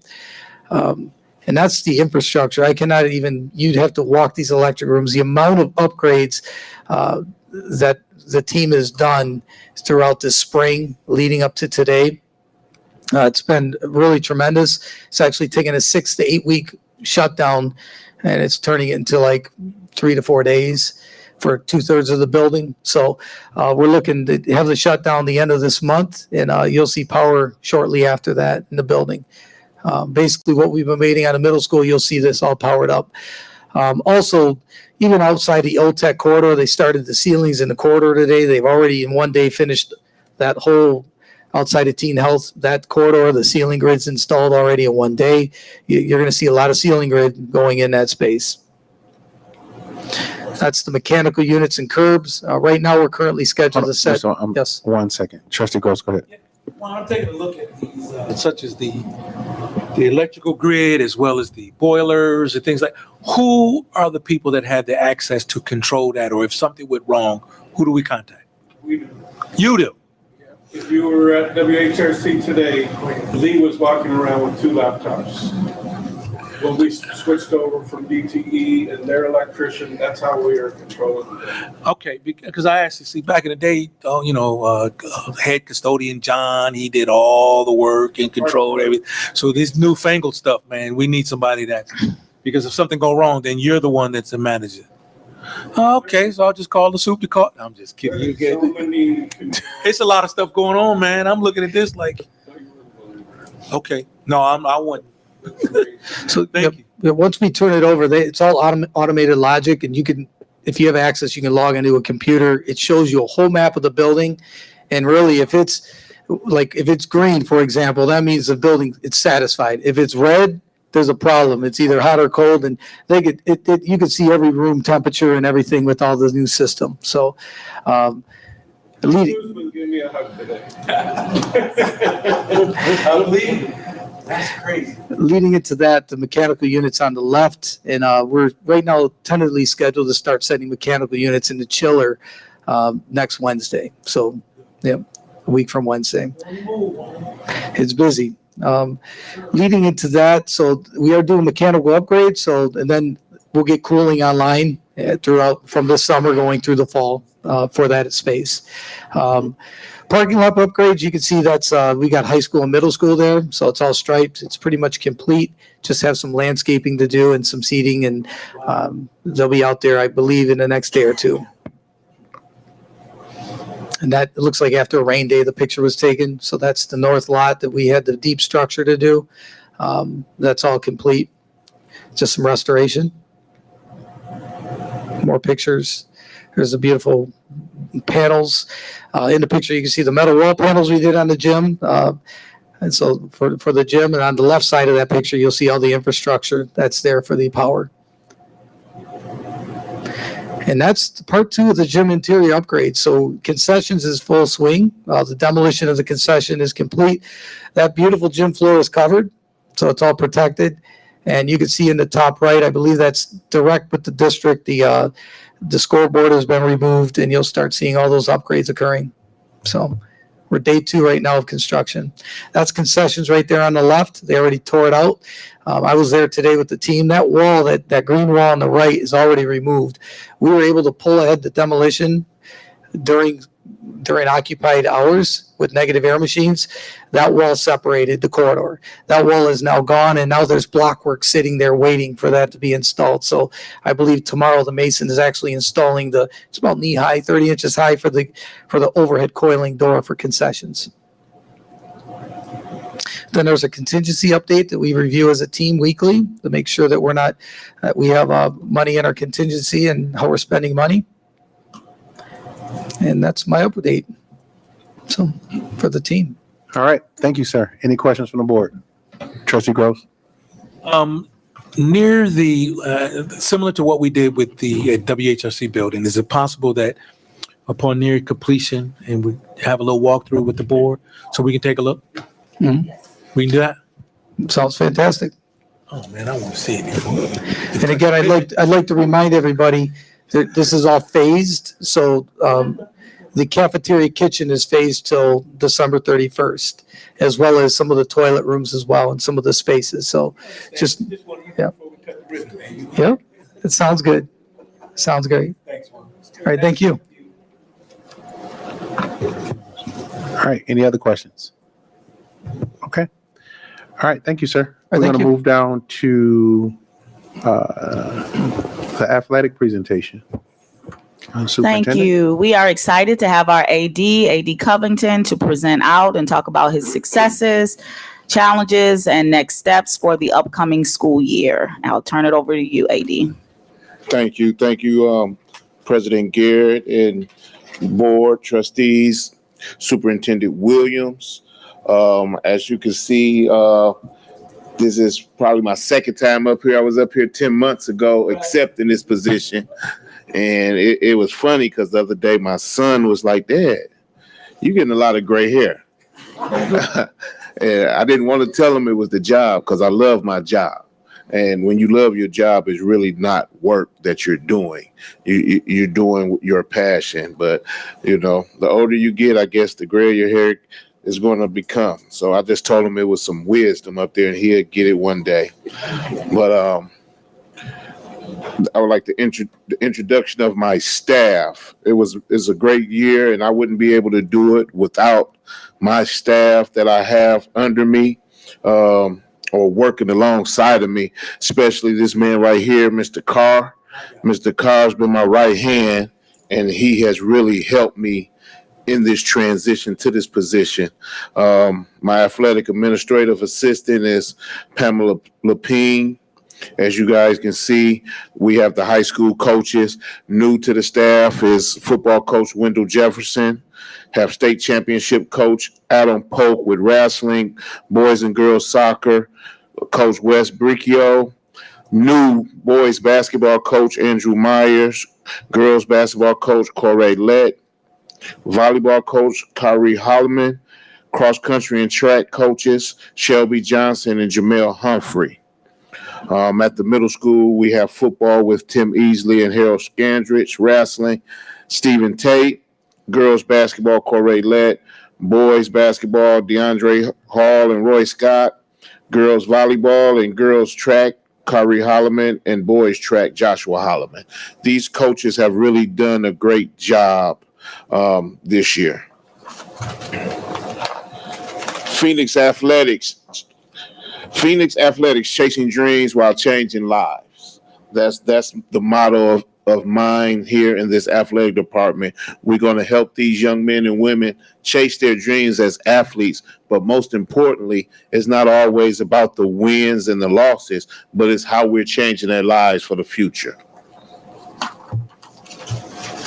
My academic breakdown, as you can see the numbers, These numbers are based on the student athletes who completed the season. I did this report before the second semester was over, so a lot of these numbers is based off first semester, and this summer I'm going to go back and redo the numbers for the second semester. As you see, football, we completed the season with 25. These is varsity athletes. We completed the season with 25 varsity athletes for football who completed the first semester with a 2.2 GPA. Boys basketball, we completed the season with 10 players with a 2.7 GPA. Girls basketball, 12 players with a 2.6. Volleyball, 18 players with a 2.9. Boys soccer, 19 with a 2.4. Girls soccer, 24 with a 2.8. Wrestling, 7 with a 2.4, and cross country 3 with a 3.4, with a GPA average over the sports of a 2.7 first semester. Out of all the athletes, we had 25 honored with 3.0 GPAs or better, and 12 student athletes with a 4.0 GPA or better first semester. The challenges that we're having right now in the athletic department is retaining our student athletes within our district. We do know that we have good student athletes that the parents are choosing to send them to other districts, and that's going to be my job, is to make sure they stay in the district, stay here in Pontiac School District, so that we can continue to build on our athletic program. Low numbers for football, wrestling, girls basketball, and boys and girls track, and parent involvement. We are here to make sure that we get these numbers up, and we are here to make sure that we get as much parent involvement as possible.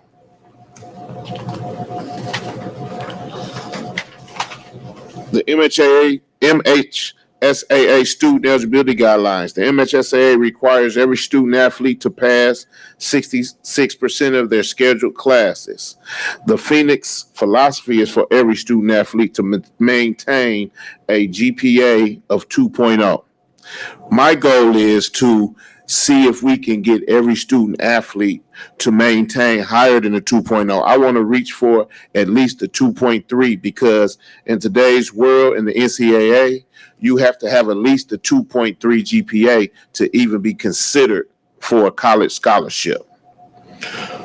Students not meeting the Phoenix academic expectation have received the following support: intervention, as well as academic probation.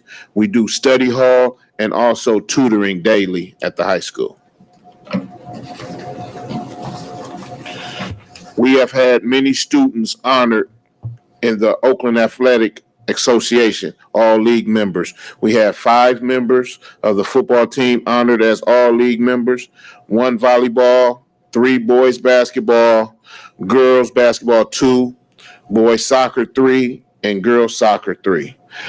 We also had 3 members of the boys and girls track and field team that was honored. The honors came out after the presentation was completed. All-state performer Corey Thomas. As we all know, Corey Thomas was the state champion in wrestling, finished with a 26-0 record, and many honors to follow that, as well as MHSA All-Junior Team, All-County Champion, All-AAA League Champion, and a Grappler All-American. First undefeated state champion in the history of the Pontiac School District. Other all-state performer was Adam Polk Jr. Adam Polk has also committed. He's only a junior right now, but he's already made his college commitment to attend Rochester University at the end of his senior year, class of 2024.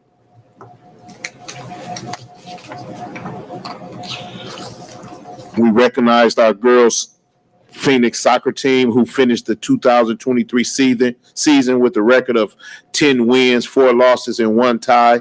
This is the most wins in Pontiac Phoenix history for the girls soccer program. So congratulations to them and Coach Wes Bricchio.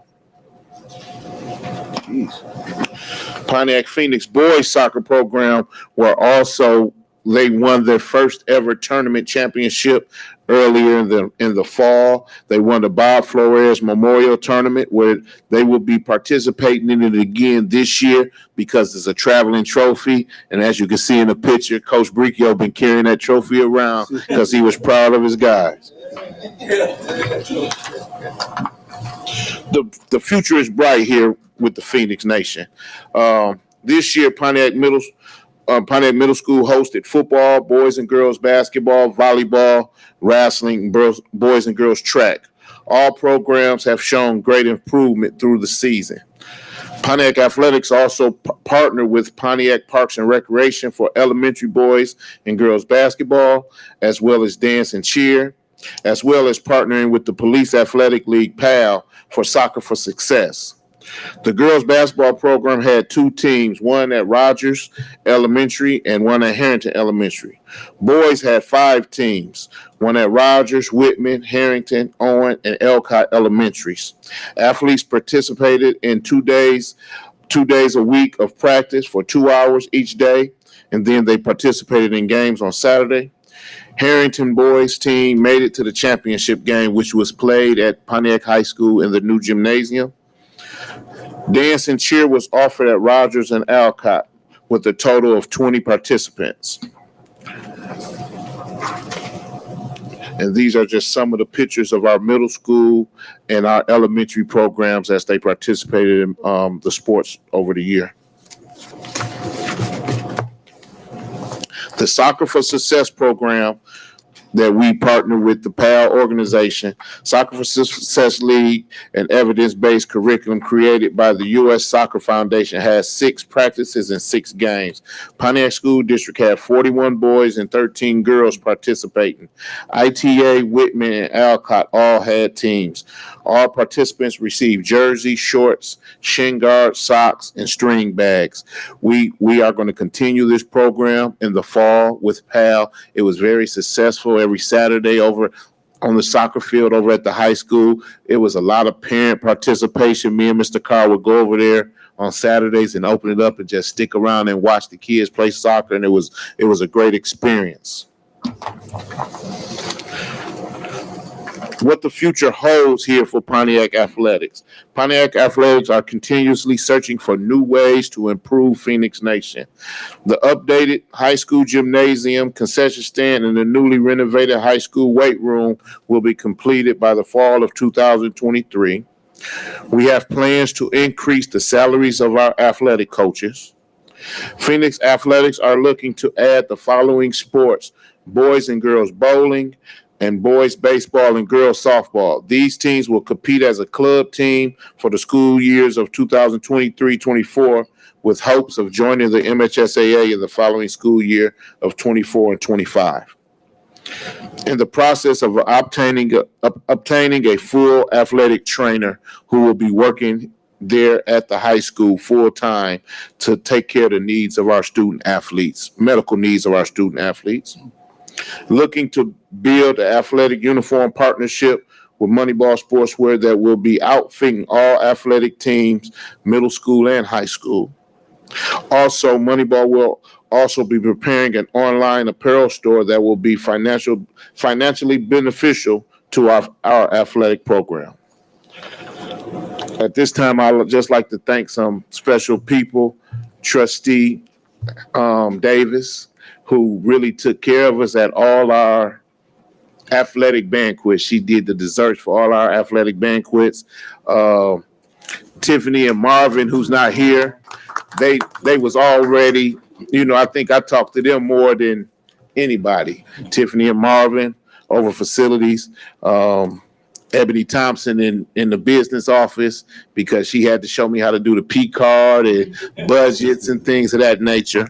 But another thing is I really like to thank Mr. Montgomery, because he was really a good person to lean on for this position. And with me being in the building every day, we had a lot of great talks, but I don't want to miss anybody, but I really truly thank everybody for my first year. I think it was a successful year, and it's going nowhere but up, because the Phoenix is going to rise.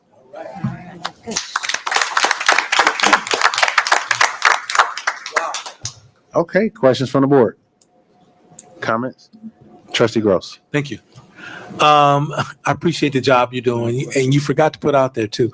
This young man had a town hall meeting, that one of the first ones we had to bring all our parents out, although it was low, but the expectation. And I love the idea because the effort you're making to get our parents involved, because that's what we need. And you said something extremely important in the beginning, that when our children leave here, we've had, right now, Pontiac has 2 NBA representatives in the league.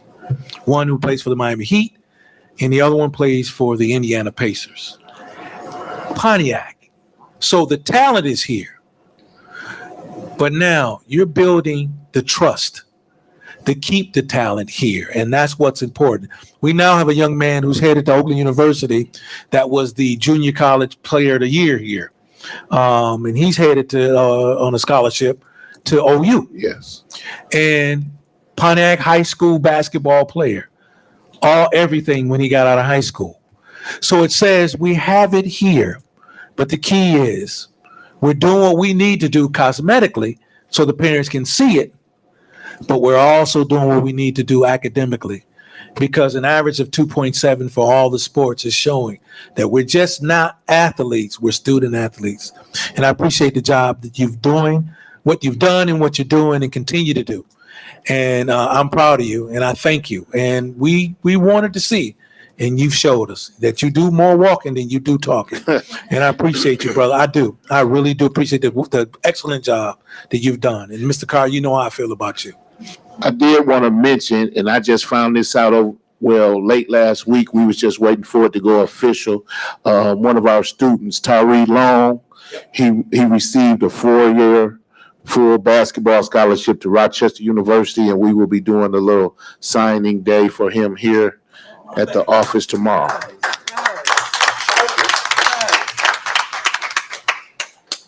All right, Trustee Hannah. Yeah, AD Covington, excellent report. I want to say, I think this is where school spirit stems from our athletic department. And just with the energy that you have brought to the school, just the success that we've seen, not just in our middle school sports, but our high school sports, I think this is where it starts, and it definitely will, it will grow from here. I commend you also for wanting to raise the GPA standard to a 2.3. I really truly believe that we tell students who they are. And if we see them as being successful, then they will believe in themselves that they are successful. So I really commend you for that, and just your overall raising the standard as a whole for this program, and just the philosophy that you bring to the district, that we're gonna not only help our students to reach their dreams, but we're really gonna help them change their lives. So thank you, and great job on your report. Thank you. All right, thank you. Trustee Kraft. Yes, I applaud you, AD, for the work. You know, I've been watching you over the past year. We done had encounters and stuff because I'm a basketball official. So I've been watching you walk and everything. And I was a part of that day that you had up there when you brought everyone in, you know, as far as recruitment. And I think that's important. And I think that we're going to have to build a trust that, you know, in the community, and let them know that academically that we compete with everybody else out there. And you raising that bar and everything, that speaks in volumes, and let everybody know that we're not going to settle for the 2.0. We have to put the kids in a position to where they can get these scholarships and everything.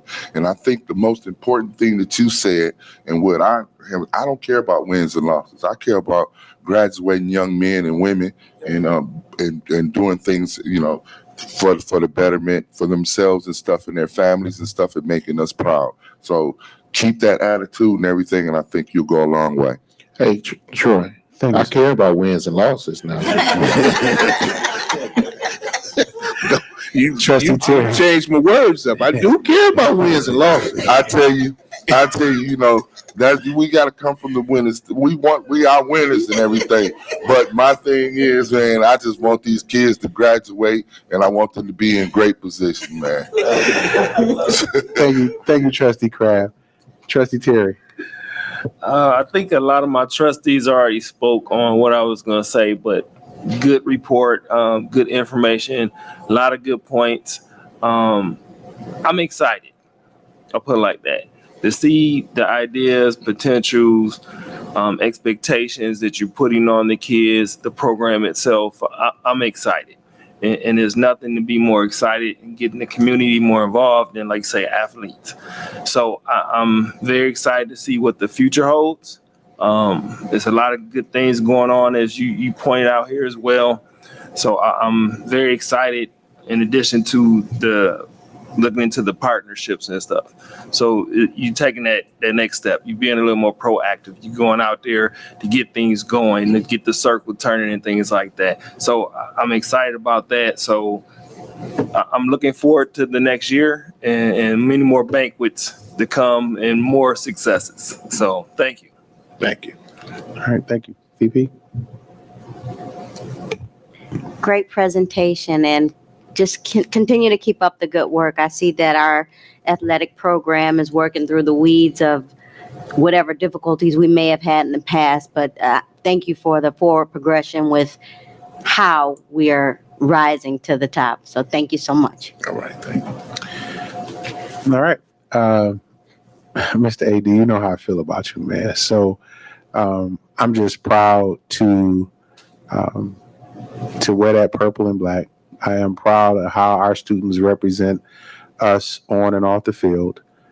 It shows, you can tell a change when leadership decides to set a standard, and I always talk to Mr. Montgomery about this, like his enthusiasm, like his energy about how he feels about students. Like, you cannot talk to him without knowing how he feels about students, right? And so to have an athletic director come behind and say, let me build on that. Let me sustain this. Let's kind of move this forward. This is an athletic community, period. This is what they pride themselves on. This is what they talk about at Avon Donuts, at P's and Q's. This is what they share. This is the things that they're going to continue to talk about: athletics, who held the longest jumping record. They want to see track again. They want to see athletics prosper. But I'm so grateful that you are putting the academics first. And so I'm always the first to say that it's a feeling for me, and it's an emotional grab for me, and I feel the energy. I've seen the shift. Speaking of Tyree, I watched what you did with the challenge that you had when you first got there.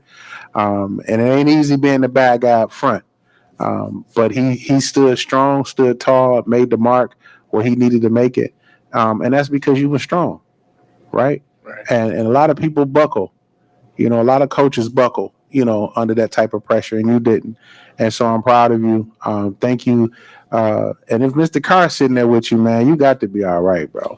Like, you got something special about you. Something has to be all right to keep him around. So thank you both. Thank everybody in athletics, and I appreciate y'all.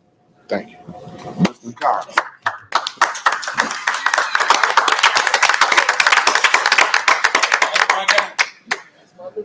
Yeah. That's only one mistake.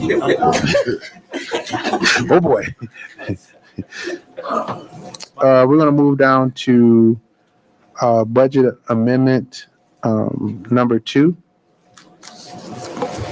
Thank you. I'll defer to Mr. Graham.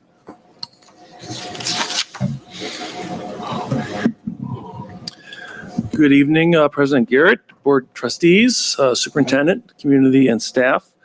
I'm presenting the second and final amendment. Let me pull this off here. Yes, for the budget amendment.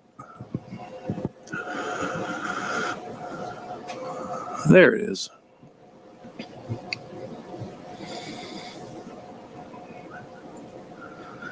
Okay, next slide, please.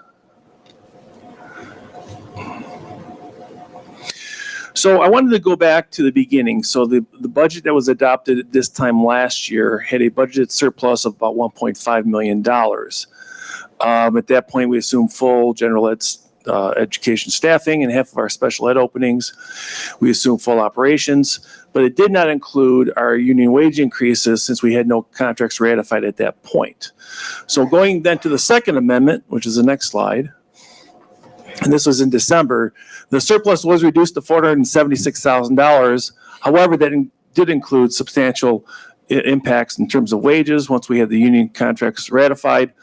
And also we had some changes in state aid. So again, it's still a positive surplus, but it was reduced to 475. So now, the next slide, we essentially go back to almost where we began. So our surplus is increased to 1.13 million. And again, as the board knows, in my monthly reports, I keep showing the trend and that we were ahead of the trend. So I kind of was kind of foreshadowing that we were going to do a little better than the First Amendment. These are the major changes in the revenues. I won't go through all of these, but the one I do want to highlight is the third from the bottom here, 2.5 million in lower TAN borrowings. And of course, this is something that we talk about all the time, trying to reduce that TAN borrowing. So really, if we didn't reduce the TAN borrowing, our surplus would have been $3.6 million. So, so again, really, we've done very well with our final view of the budget this year. So being able to reduce that TAN is critical for our long-term stability to get that to zero. And we were as high as 17 million before, so we've already cut that in half. So that's a good thing.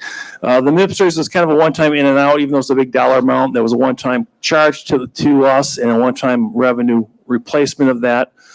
Looking at major expenditure changes, and Diane will potentially talk about the grants. I know she has a presentation coming up, but we had substantial money in our ESSER dollars, and some of those are being deferred into the next year. So a reduction in those dollars. We actually had net savings, open positions. Again, we did not fill all our positions this year, so we had a net savings to the budget for that. A little bit more indirect cost rate. We had a decrease in our budgeted transportation costs, which is actually not a good thing. That means that we weren't getting all the routes that we wanted to have covered. That will, I'm really confident that will change for next year.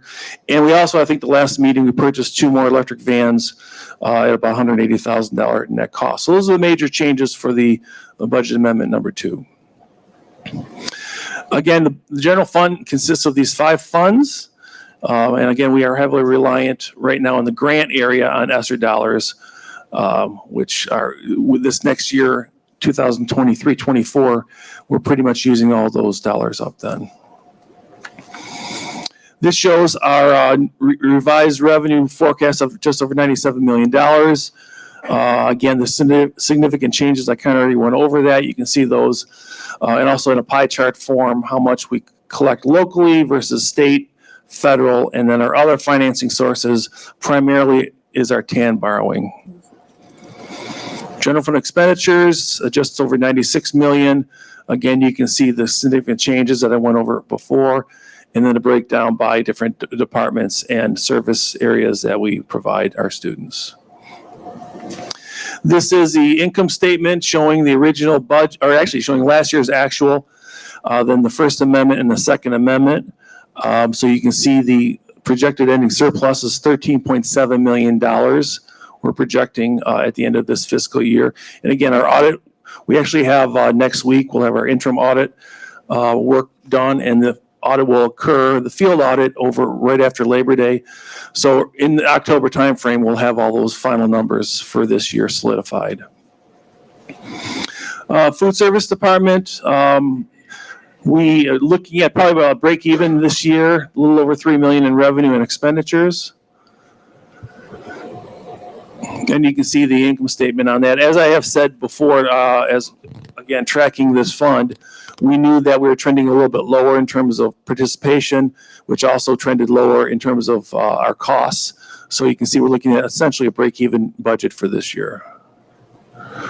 Student activity fund, $93,000 in and out for all our different student activity funds. We increased the budget a little bit on both. Glad there wasn't anything important. We increased a little bit on both revenues and expenditures, but it is a wash budget. The money comes in and goes out. And this is depicted as an income statement for the student activity fund. The debt fund 320, and that is for the first bond series that we sold, $103 million. This is the payment we made this November and this May on these payments. There's no change in this budget. Again, no change in this budget. Sinking fund, we did revise it a little bit. I'll show that in the next chart. We have about 2.75 in revenue coming in and 2.37 in expenditures. You can see we have a pretty healthy fund balance in this sinking fund. And again, the nice thing about the sinking fund is we can pay for repairs out of that. We can't pay for repairs out of the bond issue. So we always budget about $600,000 in repairs. We also, out of this year, did the science, middle school, high school science labs, and the teen health came out of the, as a sinking fund project. Series 1 capital, and this is what Juan essentially went over earlier, the spending on our the $103 million. You can see not a lot of money coming in right now at this point. Is just primarily revenues or primarily interest. We did have some additional reimbursements to increase that to about 1.6 million. And of course, we're spending that money down now that we're building our facilities out. And you can see we're estimating about $12 million will be carried forward into next year. And we expect this fund to be closed out in 2023, 2024. Series 2, brand new series. This is a $25 million that we actually just sold earlier this month. We sold the bonds on. The only costs right now are really the design costs that we've been incurring to get to Harrington and Rogers and the doors and windows at WHRC projects moving. And we also have bond issuance costs that are tied to the bond sale. Again, you can see this is a brand new fund, so there was no activity until this amendment. Risk related, 360 again, if you remember, when we adopted the budget, our auditors felt that the fund balance was too high in our risk related fund. So we transferred a little less money from the general fund to try to draw down that fund balance. And the next slide will kind of show that. So we're projecting, we were at about 1.5 million. We're going to be just over $900,000 at the end of this year. And then we'll try to sustain that 900,000 to $1 million going forward. And that's all I have for the budget amendment. Any questions from the board? We have spent days and hours. And Mr. Graham, I want to thank you for your patience, you and this administration, for walking us, this board through step-by-step process of the budget, so we know exactly what we're doing. And it just evens the playing field as it relates to setting a direction and following the trends. And so we're going to move down to the 2023-2024 proposed budget. I don't believe that we have to have a hearing, correct? Because we had the hearing. We had that last meeting, so. So if you want to, administration did a great job of making sure that if you wanted a copy of the budget, it was the pop-up as soon as you went to the website. So as soon as you went to now is the survey. So as soon as you went to the website, it popped up. Hey, you want a copy of the budget? As soon as you go to the website now, it's going to ask you for a community survey about how you want to spend, I think it was ESSER $3. And so I don't want to belabor you going over it again. This would be probably the fourth time that we went over it. Transparency is open, and if you want a copy of it, you can still go to the website and get a copy of it. But what I don't want to happen is us to belabor the thoughts. So if you just want to give the executive summary, some highlights that you may think is very important going into this 2023-2024 season. The one thing I do want to mention is that with this Second Amendment doing better than the First Amendment, our fund balance projection for June 30th, 2024 is going to be just about $14 million. So,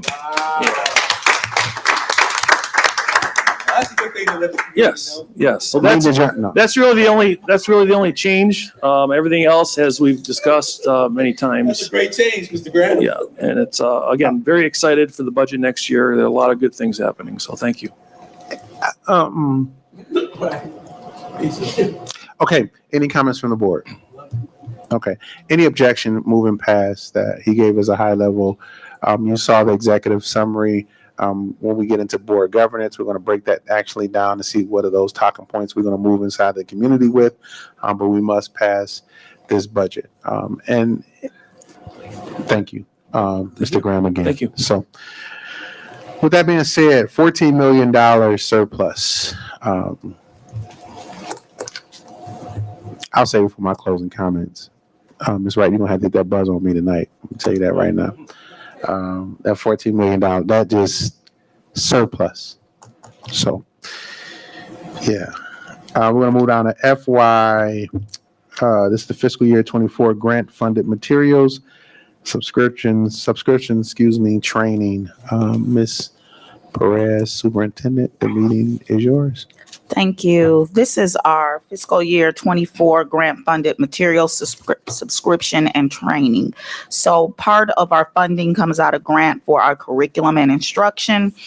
The department presents the attached summary of grant funded orders that will support us in continuing with the current curriculum and or interventions and or implementing new curriculum and or interventions.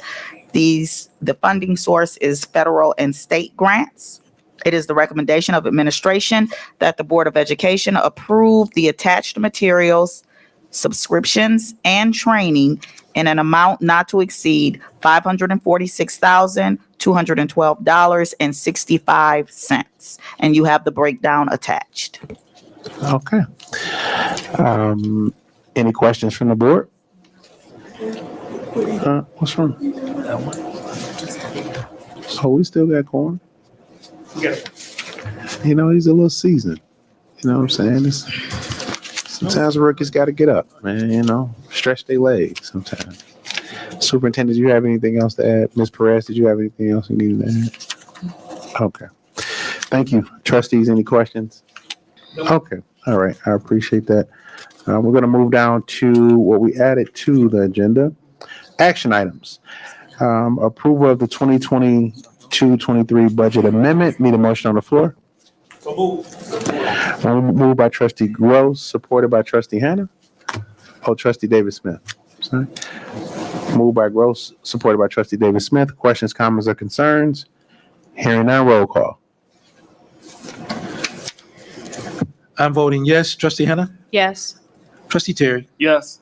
Trustee Kraft? Yes. Treasurer David Smith? Yes. And President Garrett? Yes. Sir, that passed 6-0. All right, thank you. We're going to move down to approval of 2023-2024 proposed budget. Need a motion. Support. So moved by Trustee David Smith, supported by Trustee Terry. Questions, comments, or concerns to the approval of the 2023-2024 proposed budget? Hearing now, roll call. Trustee Hannah? Yes. Trustee Terry? Yes. Trustee Kraft? Yes. Treasurer David Smith? Yes. President Garrett? Yes. And I'm voting yes, sir. That passed 6-0. All right, budget passed. Approval of fiscal year 24 grant funded materials, subscriptions, and training. Need a motion on the floor. So moved. Support. So moved by Trustee Hannah, supported by Trustee David Smith. Questions, comments, or concerns? Hearing none, roll call. Trustee Terry? Yes. Trustee Kraft? Yes.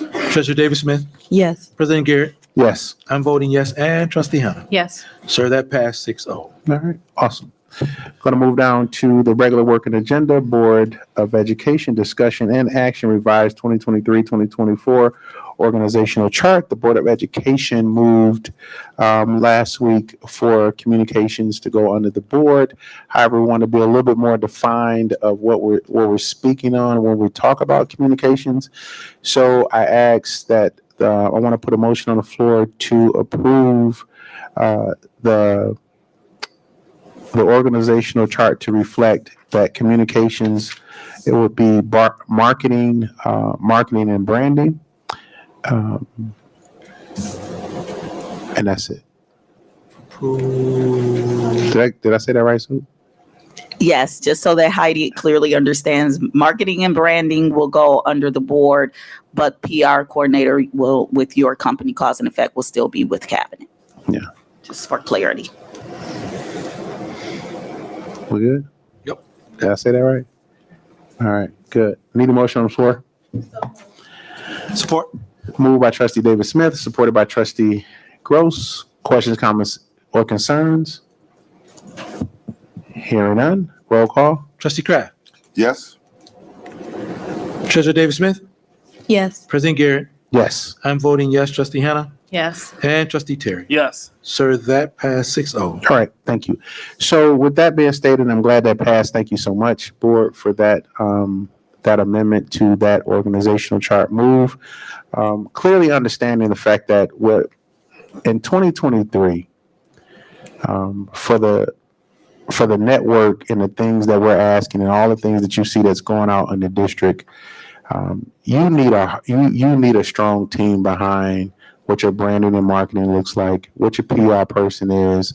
Heidi does an amazing job. That team has done an amazing job for the last 3 years, holding us together. I don't know how she did it.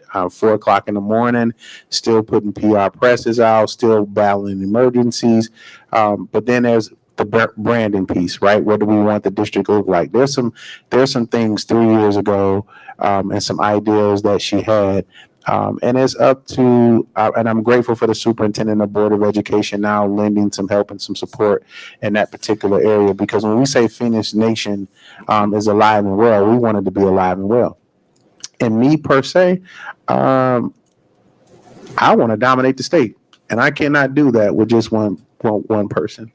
Or, you know what I'm saying, being stretched and she's done an amazing job, and she continues to do an amazing job, and she can help teach these other folks that's going to join the team of what Phoenix Nation looks like, what our website will look like, some other improvements, some things that we need to happen. And our parents, our students, that's what they look like. They look at those phones in their hands, and we want to meet that challenge. We want to meet that need. So thank you, board, for expressing that interest and concern, but then also putting some teeth and some finances behind it. So I appreciate it. We're going to move down to Board of Education resolution honoring Mr. Quentin T. Ross Sr. Any comments from the board from this resolution? Trustee Gross. Thank you, sir. I appreciate you allowing me the opportunity to speak about Brother Quentin Ross. Quentin Ross Sr. Is a founding member of my fraternity, Omega Psi Phi Fraternity Incorporated. He is one of the founding members of the Omicron Alpha Alpha graduate branch here in Pontiac, Michigan, back in 1980. He and several brothers, including James Johnson, who was also a member of this board at one time, founding members. His son is currently the president for Alabama State University, who's also a proud member of Omega Psi Phi Fraternity Incorporated. And I want to say to his son and his family, he would truly be missed. What a wonderful brother. I actually had the opportunity to see him quite often, because during my time that I was pledging and being through the process of becoming part of this fraternity, he was a mentor to me. And he taught me well more about life, and definitely life being an Omega man. And I appreciate that from Brother Ross Sr. And I sent out my condolences and love to his family. That the word tells us that absent from the body, but you're present with the Lord.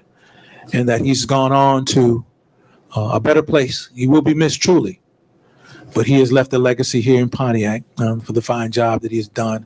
And I appreciate this board president, the superintendent, and these board members for recognizing the importance of people who have come through this school district, the city of Pontiac. And this is one of the brothers who I will truly miss, and what a great man.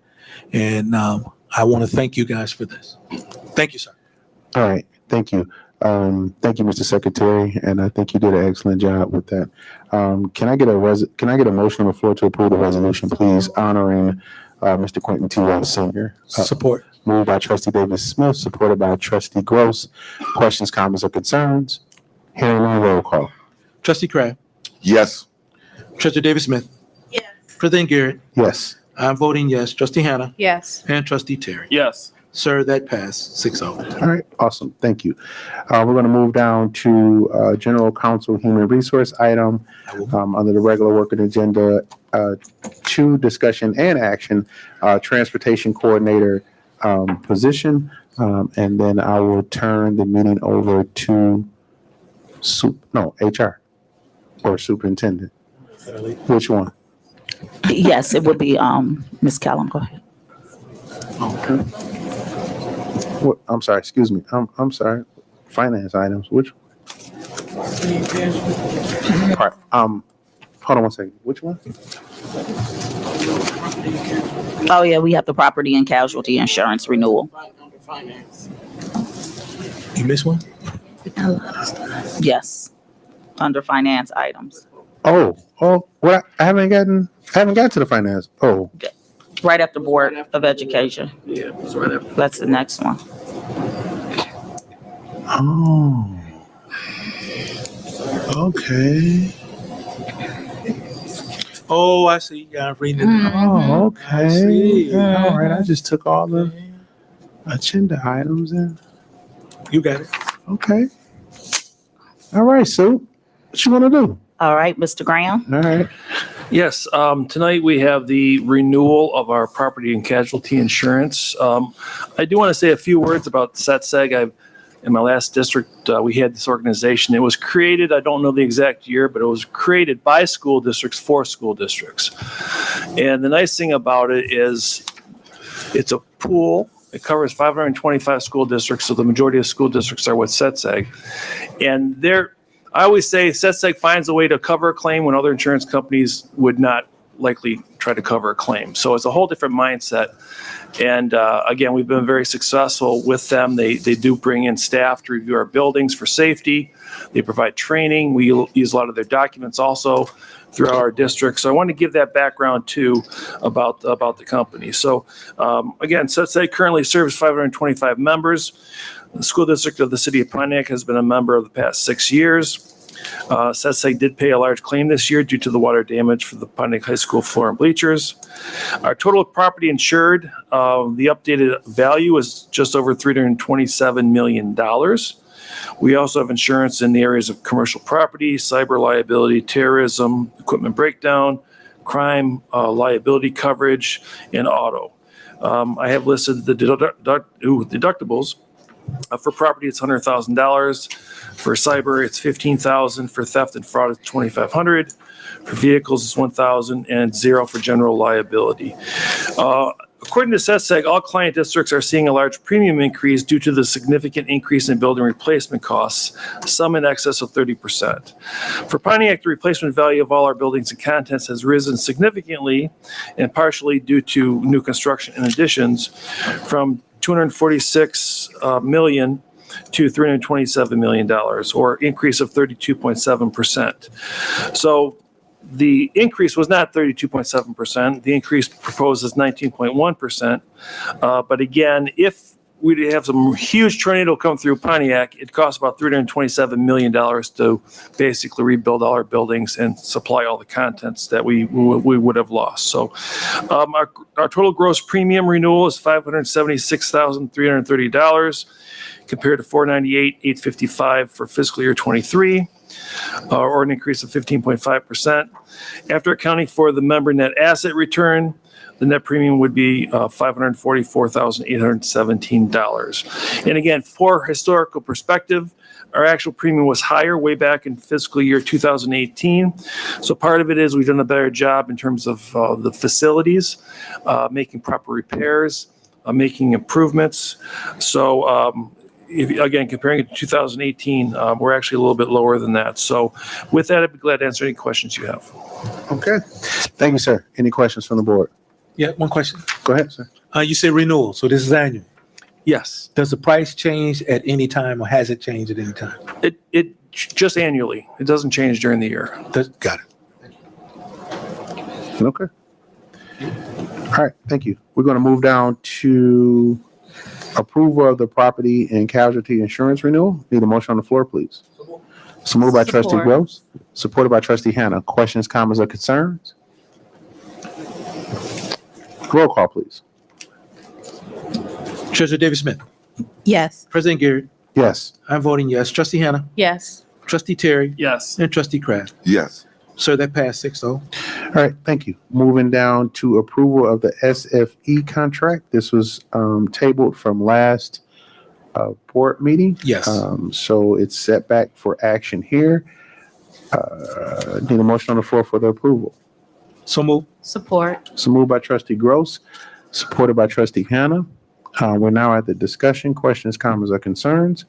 There were some items that were asked to be added to this particular renewal.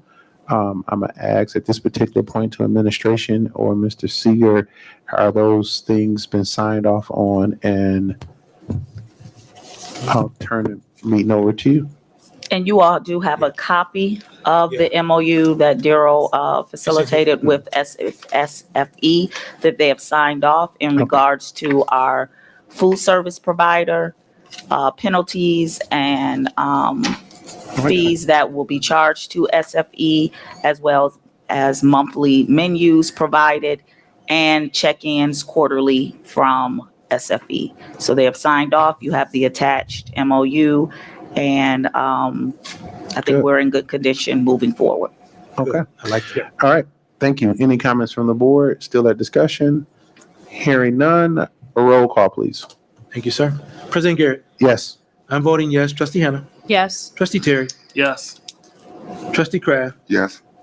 and Treasurer David Smith. Yes. Sir, that passed 6-0. All right. Awesome. Thank you. We're going to move down to General Counsel and Human Resources reports. Administrator and Principal EOY evaluations, end of the year evaluation presentation. Ms. Kellum, Superintendent, the meeting yours. Thank you, Ms. Kellum. Thank you. Good evening, President Garrett, trustees, superintendent, staff, and community. This is the administration's evaluation presentation that I do every school year at the end of the school year for our administrators as well as our principals and staff. So this is the evaluation tool that is used for each administrator, the school advanced administrator evaluation system. And it states the school advance is a research support framework with tools and training to assist schools and districts in developing an educator evaluation system to support learning, growth, and adoption for teachers and administrators at the school and district level. School Advance is also an aligned system of administrative evaluation tools, processes, and training for principals and district leaders. And the individuals that are evaluated on this model is principals and district leaders. This is the framework. Okay. And this is just a small excerpt of the school code. And what it does is it evaluates the teachers and administrators' job performance at least annually while providing timely and constructive feedback, establishes clear approaches to measuring student growth, and provides teachers and administrators with relevant data on student growth. Evaluates teachers and administrators' job performance using multiple rating categories that take into account data on student growth. Uses the evaluations to inform decisions regarding the effectiveness of teachers and administrators, promotion, retention, and development of administrators, whether to grant tenure or full certification, and the removal of ineffective tenured or untenured administrators. The Michigan School Code is 380.1249. So for the 22-23 school administrators evaluation, PA 173 also created section 1249B, section B of the revised school code, which addresses school administrator evaluations. The first thing would be the portion of Kellum? Yes. So the board has read all of the, yes. Okay, I can if go we past just go- this? Yes, Yes, if we can okay. go directly to. No problem. All right, thank you. And I don't want to, the board has took a pivot, right? Like we've kind of shown what administration has done, and you guys keep us abreast of every single thing. Moving in our 2023-2024 school year, you won't have to present when you've already given it to us. Like, I know what the board wanted in the past, but this board is a little bit, more interested in a little bit more of the meat of it. So if there is like if for instance we have an administrator that may not be up to par, like what do we do for that administrator? Like we want to get more into a Q&A. I'm sure I got people who watch this every single year and pay attention every single year, but really want to know what do we do now to assist that teacher, that principal who may not be effective, and then what is the process for getting those from who are effective to highly effective? That's kind of where we're at right now. So if we can go directly to the rating and then you can provide feedback in regards to next steps.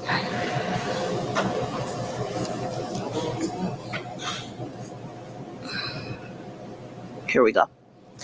So this evaluation timeline is from Let's get to the good part. 2022 through June 30, 2023. So the total administrators we evaluated was 45. As you can see here, we had 23 highly effective, 22 effective, no minimally effective, no ineffective, one person on leave of absence, no person on plan of assistance because we had no ineffective or minimally ineffective, and we had one administrator that did not receive an evaluation. So why wouldn't that person receive an evaluation? She started mid-year. Dr. Leverett. Okay. So Dr. Leverett, like, hold on, you just threw me for a loop. That's Dr. Leverett's evaluation because she started in the middle of the year, or is that somebody else's? No, she did not get a full evaluation okay. year, so we can't evaluate her until the next. You have to have a full year to be Gotcha. evaluated. And is that like a law? It's That's just- by law? Yes, it's Okay. under the school code. Okay. All right, Trustee Gross. Thank you. Real quick. Just like the teachers, if an administrator is highly effective, they are not to be evaluated for 2 years. Is that what it is? Something? No, they have to have three consecutive highly effective. Three. Three consecutive highly effective, and Okay. that's district-wide, even with teachers. Even with teachers. Yes. Three. Okay, that's what it is. That's the process. I remember something like Was 3 an option? The option of yes. Like, okay. right. So who? Go ahead. No, I'm not. That, Yeah. So who does that? Like, so the superintendent? Do you say, okay, this teacher's been highly effective for 3 years, they don't have to be evaluated the 4th year, or do that comes to the board? Like, what's that process look like? The principal actually recommends it to HR that this person has been highly effective for 3 years, and then HR has to agree on allowing them to opt out of the 4th year. Okay. Thank you. And then when a person is not, such as the person is on leave, right? So they're unable to be evaluated. Do that count? Like, do they, once they come back, They have to be evaluated. they have to be evaluated when they come back? Who evaluates the administrators? Dr. Leverett. Dr. Leverett does. A portion of it. Dr. Leverett, she evaluates the principals and the assistant and the administrators. Mm-hmm. The principals evaluate the assistant principals. Superintendent evaluates cabinet. Okay. And Dr. Leverett also has directors and supervisors that she like that. evaluates. Thank you. What was your question? Who does the evaluation? I just want to be clear. So Dr. Leverett, she evaluates the principals, the supervisors, the directors. So how does that work if she's only been here a half a year? She picked up from what Dr. Eccles did. All of the paperwork, it starts at the beginning. And so all of their files and everything is there. She picked that up and continued the work of the evaluation process. We can't evaluate her though. I could not evaluate her for a full year. So therefore, her evaluation will pick up from where she started and then she'll be evaluating the process for next year. Okay. He getting it. He getting it. So people don't really understand, like, there's, from corporate America, educational institutions have to do things a lot differently, especially public institutions. So that's why I wanted to have this kind of open dialogue and this open conversation, because it's totally different than if you're working in a plan or something like that and how that works. So I want to keep having this dialogue as it relates to, so we got some people who are effective, but we want them to be highly effective. So I know they're not on a plan of assistance. So what do you use to get them highly effective? Like, is So it at the some beginning kind of of- professional development? The beginning of each year, each Okay. administrator has goals a goal-setting meeting that they Okay. schedule with their immediate supervisor. We go over goals every school year, and we try to meet those goals by the end of mid-year and the end of the year, along with professional development. Okay, go ahead. So is attendance also a big part of the evaluation? Yes, attendance Student as growth and I'm sorry, Superintendent. I'm talking about the attendance of the administrator. Yes, attendance is part of everyone's evaluation process. It's one of the domains as well as academics. And so based on what I'm seeing, with the majority of our people effective and better, that means their attendance has been excellent. It's been, yes, I not don't have excellent, a but issue with our administrators. Right, I see. I mean, yeah, they're here. Our but I want the administrators show community to up. see that. That's Yes. part of that. Yes. Yes. That our administrators show up for school. They do, That's what I yes. want the community to hear. Absolutely. Okay, thank you. All right. Any other questions? Okay, I appreciate it. And I thank you for allowing us that moment to really kind of break that down because again, we get it, right? We understand it, but there's folks at home that just need that basic breakdown to saying, is my principal showing up? Okay, if they're not effective, how do we get them to, highly effective? Are they being supported? You know, that's what we hear, you know. And so when we want to try to translate the information that you give us on a regular basis, because we get these quarterly, like we get, it's not like we don't get it, right? And we talk about it and we ask questions about it. But I want to continue to move the board meetings now to more of an educational opportunity for invite those who's sitting at home looking at it to say that you don't have to sit down and know all the legal, language around and acronyms. We're going to show you and bring it right to you. And it's not to dummy it down or anything like that, because you can go to the website if you want the whole packet. You can go to the website and you can grab and you can read it for fun and pleasure, breakfast, lunch, and dinner. But what I don't want to keep tying up is people's time, and time is very important.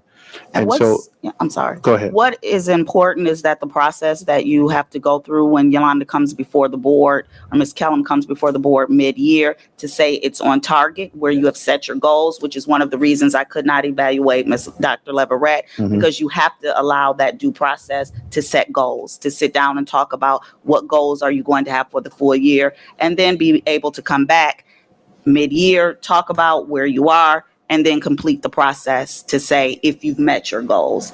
So that's essential, and that's afforded to everyone across the district, such as people coming off of a leave of absence, family medical leave. If they're not here, you can't evaluate them until they complete the full process. So what I'm hearing, we have a fair superintendent. Fair process, fair I know administrators. I'm yes. being facetious, but you hear what I'm saying? Absolutely, And I absolutely. appreciate that. Yes. Thank you. No, I'm just, man, you stop all that talk. It wasn't me this time. So I do wanted to add Go one ahead. piece. No, go ahead. No, go ahead. Administrators, principals are also a part of their component of their evaluation is their student growth data as well as the attendance data. So that's a part of That their was my next evaluation question. as well. Yes. Okay. Everyone across the board, including myself, is the academic piece is a part of the evaluation process. Okay. I see it. Okay. So for this slide, you'll see the 2-year comparison. I do this every school year. So you'll see for the 2021 and the 22-23 school year. So for 2021, we had 19 highly effective, and for 2021 highly effective, in 2022 it went up, so we have 23 now.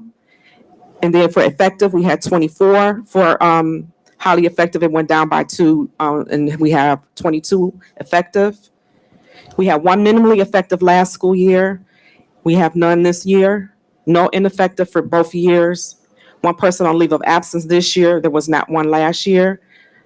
That person that was minimally effective, you don't see a plan of assistance here because that individual no longer works here. As well as you see where Dr. Leverett's NA is at for her evaluation piece. So again, principals are 100% complete. District leaders are 100% complete. Professional growth model is complete. Central office staff effective to highly effective, as well as principals and administrators, supervisors, and directors. Okay. All right, thank you. Again, thank you, Ms. Kellen, for allowing us that flexibility. And Superintendent, thank you for your explanations throughout the presentations. And those at home, again, you can follow us. Make sure you download the PDF version from our website of these board packets. And then if you have any questions, feel free to use that email address to answer or ask any questions that you may have. Again, thank you for your presentation. We're going to move down to PEA. No, you're going to stay right there, So huh? there's one Yeah. other piece to this. There, in your Okay. packet, you should have a list of each administrator and their effective rating. You can see Yeah. which building received what evaluation rating. So there were a total of 47 administrators, where only 45 were evaluated. And it should be a list of individuals that It's in received there. evaluation. By school. Yep. By school, Listen. yes. Thank you. We appreciate that. I don't think we've, I know this is like. That was my something 13th. that Trustee Terry had asked for, and Okay. we wanted to include that Gotcha. at the end of the final. Okay. All right. I'll talk to you later about that. Yeah, I'll talk to you later about that. PEA evaluation rating, Ms. Kelly. You said who? PEA. Cynthia, It can you says- pull? PEA end of year evaluation ratings. It was a report. Right, it was just a report. No. It was just a report. Trustee Terry asked for me to break down each school and each building and each evaluation for teachers. So they have that. So they have it in their packet. Yes, so it's just it's a in your report. packet. We don't want you, yeah, we don't Yep. need to go over that. We don't want to put that on the screen.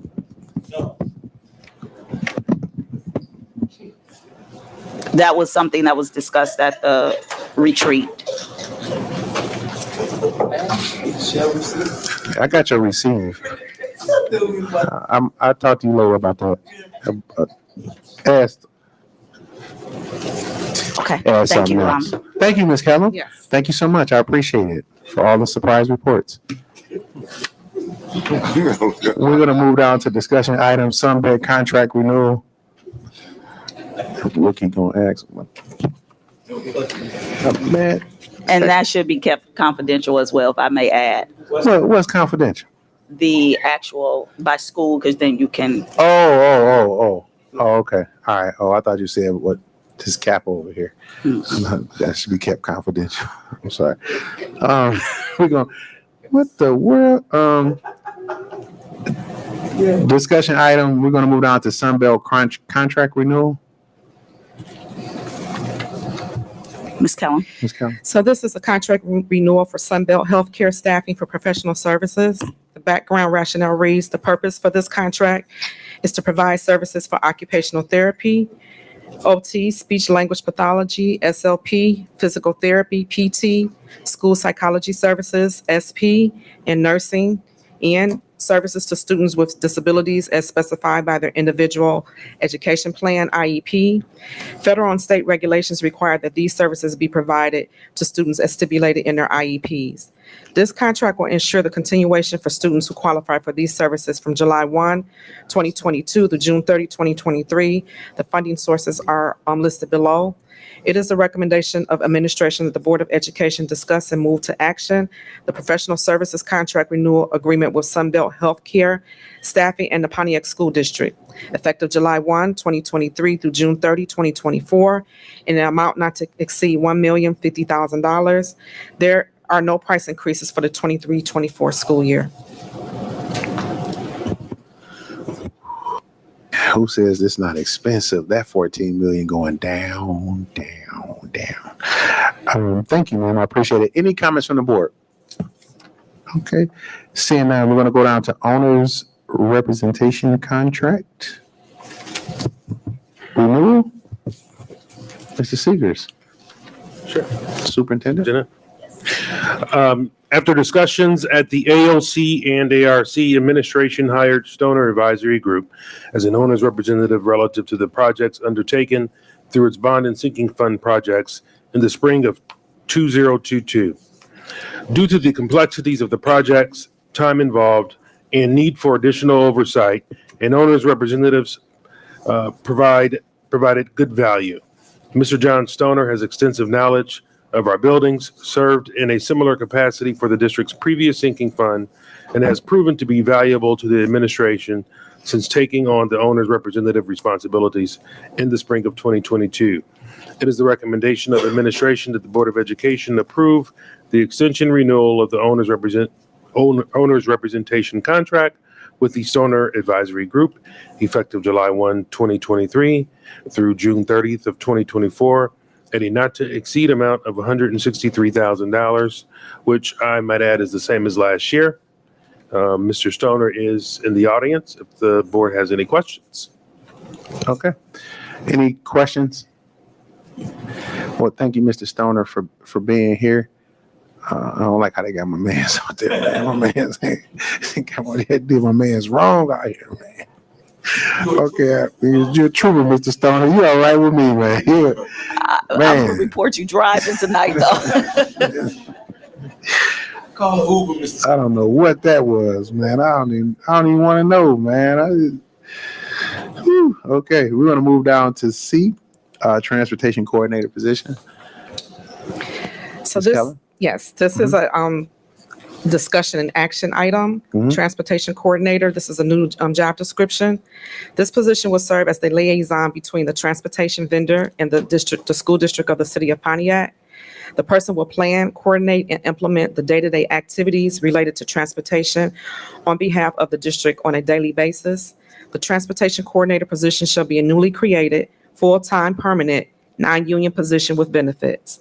The position will be a year-round employment. The responsibilities of this position will be outlined by the Office of Human Resources in collaboration with the Director of Student Services. The position will report to the Director of Student Services. The funding source, actually, this is incorrect. It should be general fund. Recommendation, it is the recommendation of administration that the Board of Education approve the job description of transportation coordinator effective June 20, 2023 as an annual renewable contract. The job description is attached. All right, thank you. Any questions, comments from the board? Okay. First of all, I'm excited about this. And the reason why I'm excited about it is because we are tackling the issues that is coming before us as it relates to transportation. I am hopeful for First Student. I'm hopeful for, they do what they're supposed to do, right? Correctly. We had two strong individuals really trying to hash out this and their own individual job, right? So capacity, right? It's building capacity. And some people, you can only do so much, right? Everybody is not like Trustee Gross. We can't just retire and have 5 jobs. So we still have to build capacity. And so I want to thank the board. I want to thank the administration for considering this. I'd like to have my own person watching over a certain situation, and transportation is vital to our district. It's how we service, and we watched what happens when we don't get that service provided, right? And so I'm excited about it. So thank you so much for that. We're going to move down to discussion item D, PASA agreement. Superintendent or Daryl, please. Sure. Seegers. The district and the Pontiac Association of School Administrators, PASA or PASA, entered into discussions about finances during the spring of 2023, and after several meetings have agreed to the attached letter of agreement. The attached LOA sets forth changes to the salary schedule by reducing the current 17 steps to 10 steps. Members will move the equivalent of at least a 2-step move. Newly hired administrators shall be placed on the salary schedule at a step appropriate to their qualifications and experience. Previous credit for experience may be granted to newly hired administrators up to the highest step, which is 9. It is the recommendation of administration that the Board of Education approve the attached letter of agreement between the district and PASA. all right. Thank you. Any questions, comments from the board? Another agenda item I'm excited about. Going to move down to action item. I need a motion on the floor to approve action items A, B, C, and D to combine those action items. So moved. So moved by trustee Hannah, supported by trustee Terry. Questions, comments, or concern? Point of clarification. Mhm. I don't know if trustee Gross is going to abstain on one of those. I'll just abstain. We got it. Okay, We okay. got it. Yes, sir. Just wanna make sure. I got you. All right. Yes, sir. Come on, man. You gonna trust me? Yeah, we got it. Trust me. Trust me. Trust me like I trust you. No, got you. May I ask one question, though, President, and Yes. clarity with, Mhm. this is just the job description. Correct. Yeah, it's not Yeah, for, no, we haven't we- hired anyone, so it's trust- just the trust job me. description. So I don't think he needs to. Just trust me like I trust you. Like, trust me. It's okay. It's the board. We're together. Okay. We got it. All right. I wish somebody would say something opposite. No, I'm sorry. This is the motion on the floor to combine. No other questions? Hearing none. Roll call. I abstain. Mhm. Trustee Hannah, Yes. trustee Terry, Yes. trustee Crab, Yes. treasurer Davis Smith, Yes. President Garrett. Yes. Sir, that passed. All right. Thank you. Need a motion on the floor to approve the combined action items. So moved. So moved by trustee Support. Hannah, supported by trustee Davis Smith. Questions, comments, or concerns? Hearing none. Roll call.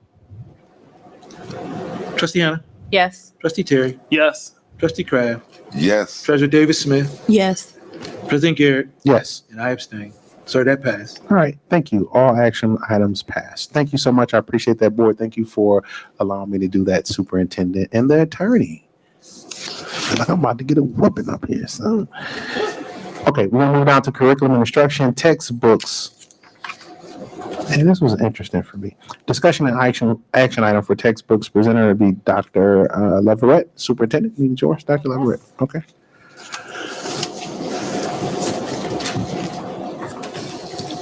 Fiscal year 24 curriculum and professional development, background rationale. The curriculum and instruction department presents the attached summary of textbook orders that will support us in continuing with current curriculum and/or interventions in the core content areas of instruction for kindergarten through 12. Funding source, general and sinking funds. Recommendation, it is the recommendation of administration that the Board of Education approve the attached materials, subscriptions, and textbooks for an amount not to exceed $369,032.67. Thank you. Is that it? That's it? Yes. Okay.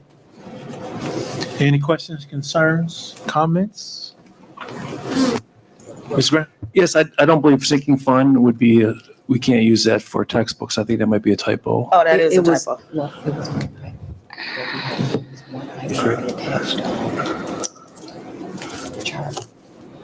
It may just be general fund alone, but it wouldn't be sinking. She's referencing the science lab materials, which is under the furniture and, Oh, equipment. Yes, Equipment would be, equipment. It was okay. just one item. Actually, no, equipment cannot come out of sinking fund dollars. it's not sinking fund, it's the furniture. It is a typo. Yeah, that can't come out of sinking fund. Furniture is not allowable. Yeah, sorry to say, but we have to take that out of the bond. Sinking fund cannot pay for equipment, furniture and equipment, Okay, so it's all general fund? Mhm. or potentially the bond. We have FF&E budget. That's what I'm talking about, the bond, Okay, or yes. whatever the Yes, term yeah. is. So it'd be general fund and bond dollars. That's what we're Okay. referencing, yes. I apologize, want to make sure that No, was. that's okay. Thank you. Yep, that's it. That's it. So we're good. Really just. Trustee Terry. Are these materials replacing some older, outdated materials, or are these just totally new materials? These are new. These are all new materials and replacement for upcoming school year where we have to do books, resources, supplemental materials that we replace every year. Okay. Okay. There's no new curriculum adoption or anything, just replenishing.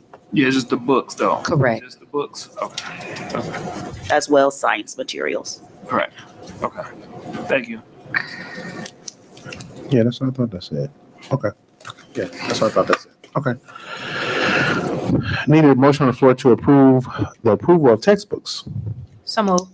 So moved by trustee Hannah, Support. supported by trustee David Smith. Questions, comments, or concerns? And these are physical and digital textbooks, correct? That is correct. That's what I thought. Okay. Love it. Awesome. Roll call, please. Trustee Terry, Yes. trustee Kraft, Yes. treasurer David Smith, Yes. President Garrett. Yes. I'm voting yes, and trustee Hannah. Yes. Sir, that passed 7-0. All right, thank you. We're gonna move down. 6-0. 6-0. 6-0. 6-0. Okay, thank you. We're gonna move down to, I'm we're gonna move down to operations management. Where's Getting this? late.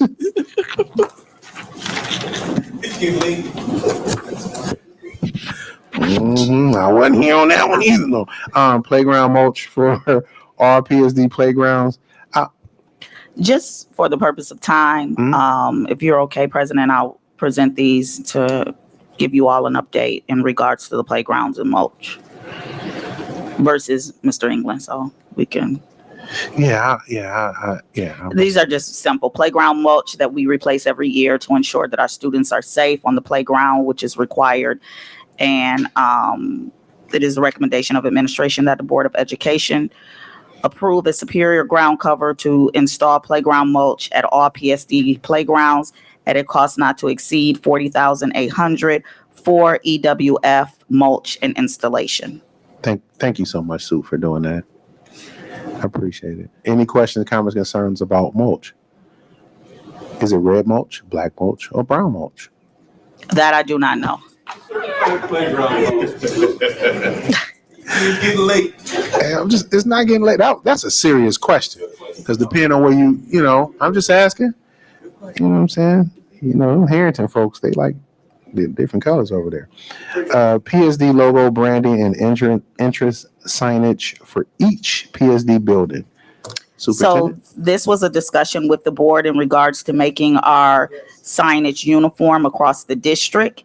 And so we want to make sure that part of our community engagement and families, we're having the welcoming customer service, making sure that our signage is representing our district, where it is helping our families to move through the schools appropriately, as well as to know the locations with the new designs at the high school, along with other, all of the schools throughout the district. So it is the recommendation of administration that the Board of Education approve CITO, or I guess I'm saying that right, Industries, in the amount of $121,800 to add entrance signage and the Pontiac School District logo to each site. Thank you. And you have copies of the logos for each one. And we did. Yes. And I had one question. Mhm. The signage that would sit on the high school and the middle school, and it had the none light option, right? Is there a reason why we couldn't light that up? That's not you doing. I'm just saying. I'm just asking. Huge substantial. About 150,000 per sign versus. Right now, we want to address the heating and cooling issues and the things that we promised with that on our radar. So when we install this signage, we install the signage with the option of, if somebody donated 300,000, that we don't have to go back in to add lights. We can add lights. Yeah, the framings could be used and the LED could be inserted into that thing. Okay. I can live with that. It's just important. I mean, that's all. Okay. Superintendent, C, PSD logo placed on district gym floors. All right, this was another request and discussion with the board in regards to our PSD logo placed on district gym floors to make sure that we are consistent across the district with our logo. So every school district gymnasium will have the Pontiac School District logo.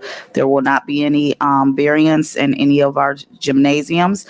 And it is the recommendation of administration that the Board of Education approve all court Incorporation to sand, install the Phoenix logo, and apply finishing coats to the Kennedy Owen, Alcott, Harrington, Whitman, Rogers, WHRC, and Frost gym floors in an amount not to exceed $56,340. Finally. Thank you. Any questions, comments from the board? Okay, Thank you, Rob. thank you.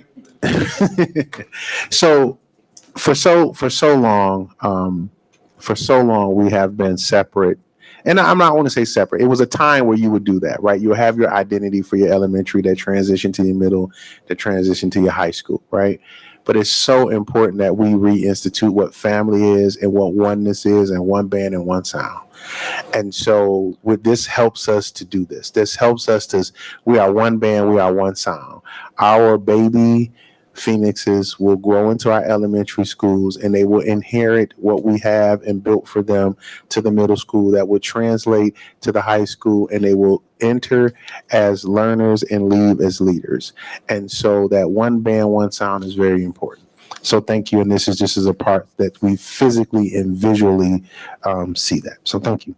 Need a motion on the floor to combine the action items A, B, and C under operations and maintenance. So moved. Support. So moved by trustee David Smith, supported by trustee Terry. Questions, comments, or concerns? Hearing none, roll call. I'm sorry. Any questions, comments, or concerns? Because I kind of rushed y'all through that. I'm It's sorry. good. Any? Okay. I love it. Roll call. I'm gonna slow down. Trustee Kraft, Yes. Treasurer David Smith, Yes. President Garrett. Yes. I'm voting yes. Trustee Hannah. Yes. And Trustee Terry. Yes. Sir, that passed 6-0. All right. Thank you. Need a motion on the floor to approve the combined action items under ABC of operation maintenance items. So moved. Support. So moved by trustee Hannah, supported by trustee Terry. Questions, comments, or concern? Hearing none. Roll call, please. Trustee Kraft, Yes. Treasurer David Smith, Yes. President Garrett. Yes. I'm voting yes. Trustee Hannah. Yes. Trustee Terry. Yes. Sir, that passed All right. 6-0. Thank you. We'll move down communications, petitions, and delegations. The VP said that we had none.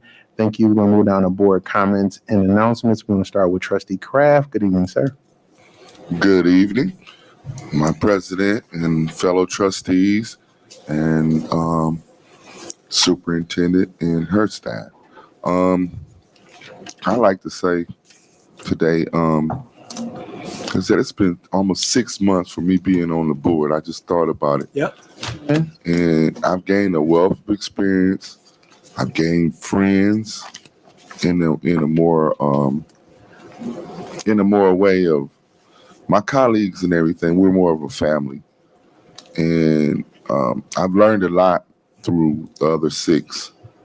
And this has been a great transition. I'm so glad that I'm a part of this board and to help our children of the district. And I'm really optimistic about superintendent and her vision for our Pontiac children and everything. And I just love the way, I just love it. So I'm going to end my night with that. I'm not going to talk long, but I'm going to end my night with that. And I'm going to say, rise from Phoenix. That's what's up. That's what's up. Trustee Terry. I mean, that was nice. I'm sorry. That was nice. That was very nice. That was very nice, Trustee Kraft. Trustee Terry, how you doing this evening? I'm doing good. How about yourself? I am great, sir. The floor is yours. Thank you. Appreciate it. It's an honor. Good evening, everybody. Want to say once again, congratulations to the Lady Phoenix varsity soccer team and their great season that they had. Also want to say congratulations to the retirees. As always, I'm trying to get there one day, but enjoy your retirement. And if you're looking for a little part-time or something, feel free, come back, tutor, help out the kids wherever you can. And then in addition, I want to say thanks for all of the reports. I know it was a lot today, but it was a lot of good information to go back on, to think about, and also to get out there and promote and let the city know that things are moving in the right direction and that we're doing the things that need to get done to boost this school district and make the Phoenix fly again. So I want to say thank you. And last but not least, just a little side note, Peace Academy are doing their preschool enrollment. So if you have any young children out there, feel free to jump in there and get your kids registered. There's information out there, I believe also on the website. So make sure you do that. And that's all I have for tonight. Thank you. All right. Thank you, sir. Trustee Hannah, how you doing? Good. How are you? I'm great. That was an excellent report, by the way. Thank you so much. Trustee Hannah, good evening, ma'am. Thank you. The floor is yours, ma'am. Thank you. I'm not going to repeat what Trustee Terry has said, but one thing I do want to uplift again is Dr. Leverett's report. And special thanks to you, Dr. Leverett, and your team. The strides that we're making so far, which shows in our spring report, has been awesome. And I thank Ms. Dean for acknowledging the areas that we are still struggling in. So we know that there is work that we still need to do. But one of the reasons why I think we have such a loss, or we see a different report in the fall, is due to that learning loss that takes place over the summer. And so that takes me to my point of reiterating what we said earlier about summer school. I know most parents probably think of summer school as a negative, or students even think of summer school as a negative. But in fact, it can be a place where students, they can get the extra support that they needed from the subjects that they didn't do well in. Also a place for those students that are doing well to get the extra support that can help them be prepared for even that next school year. So this is where we really need parents to step in and support their teachers, because if we don't, it minimizes all the work that our teachers have put in during the year. So we really need our parents to understand that this is a space where not something negative, and I think it comes from our messaging that we send to our students about summer school. So if we think of it in a different light, as a space for extra support, and take away that negative about summer school, then I hope that that will increase our enrollment in summer school and the support that our teachers need, so that when fall comes, we can minimize this, the learning loss that typically takes place every year. So I just wanted to add that in for our parents. Again, great meeting tonight. It was a lot of information. Condolences again to the Ross family and the loss of their dad. And just thank you for all the reports and everything that parents, students have, and teachers especially, have done this school year. Congratulations to our graduates, especially Hakeem and Leroy from Kennedy that finished the program over there. So special thanks to them. So thank you.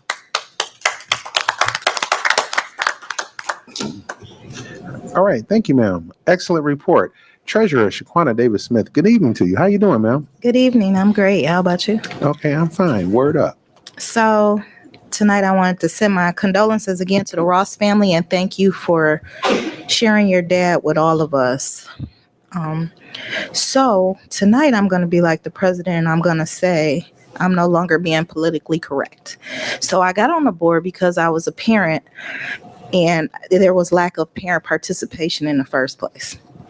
So I'm in the community always. You can always find me in the stores and in my shop.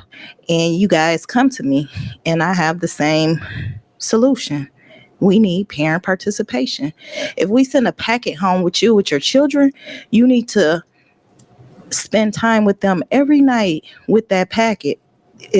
Everyone wants to blame the district, but you can't blame the district if you're not reiterating what they're learning at school. They have to continuously read at least 30 minutes a night. My children graduated from the Pontiac School District, all 4 of them. And they are being successful young adults in the community. And the reason being was because I made sure that before they went to sleep, that their homework was complete. If they needed help, I continuously helped them with tutoring or anything else that they needed. One of my kids got a C and he was angry because I wouldn't let him play sports because he felt like he still had good grades. But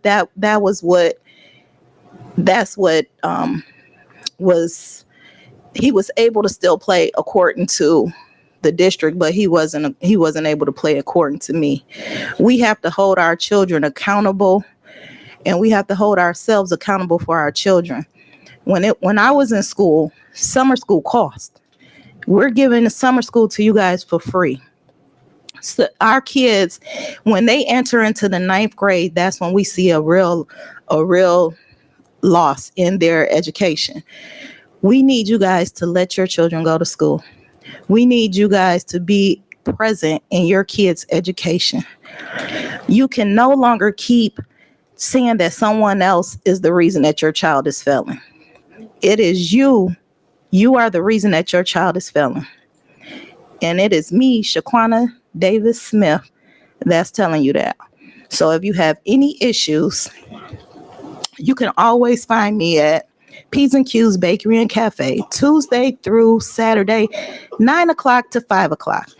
And if you need help with tutoring or any other thing that you need for your children to be successful, let me know. Also, we have Miss Coco that's in the community always to let us know how to further our children's education.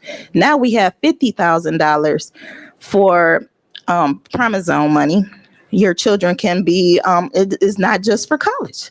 It's also for trade schools. And now they're helping for dorms and books and stuff, and not just the books. So please take advantage of the monies that we are given. Please understand that we also have programs in our school district, as well as Bloomfield and Waterford and all those, the same programs where we have the pathway where our kids not only getting an education, but they're also learning a trade before they get out of school. Also, we have the dual enrollment where our children are graduating with college credits. So please be a present in your kids' education, and I will be holding you accountable for it. And I will be shouting you out on Facebook if I have to, because this is ridiculous. Thank you. Have a great night. Happy summer to everybody. You guys be safe. Kevin's cousin. Okay.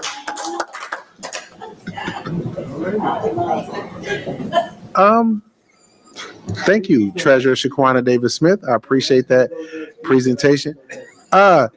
Secretary Trustee Kevin Gross, how you doing this evening, sir? How am I going to follow that? I don't know. Okay. Thank you and have a good night. No, that's pretty much the answer I got. Wow. And she's right. She's right. My parents would call it, when you don't do well in school during the year, it's the no fun summer. And it's not like, listen, it's not like you, when you working, you getting paid for it at the house.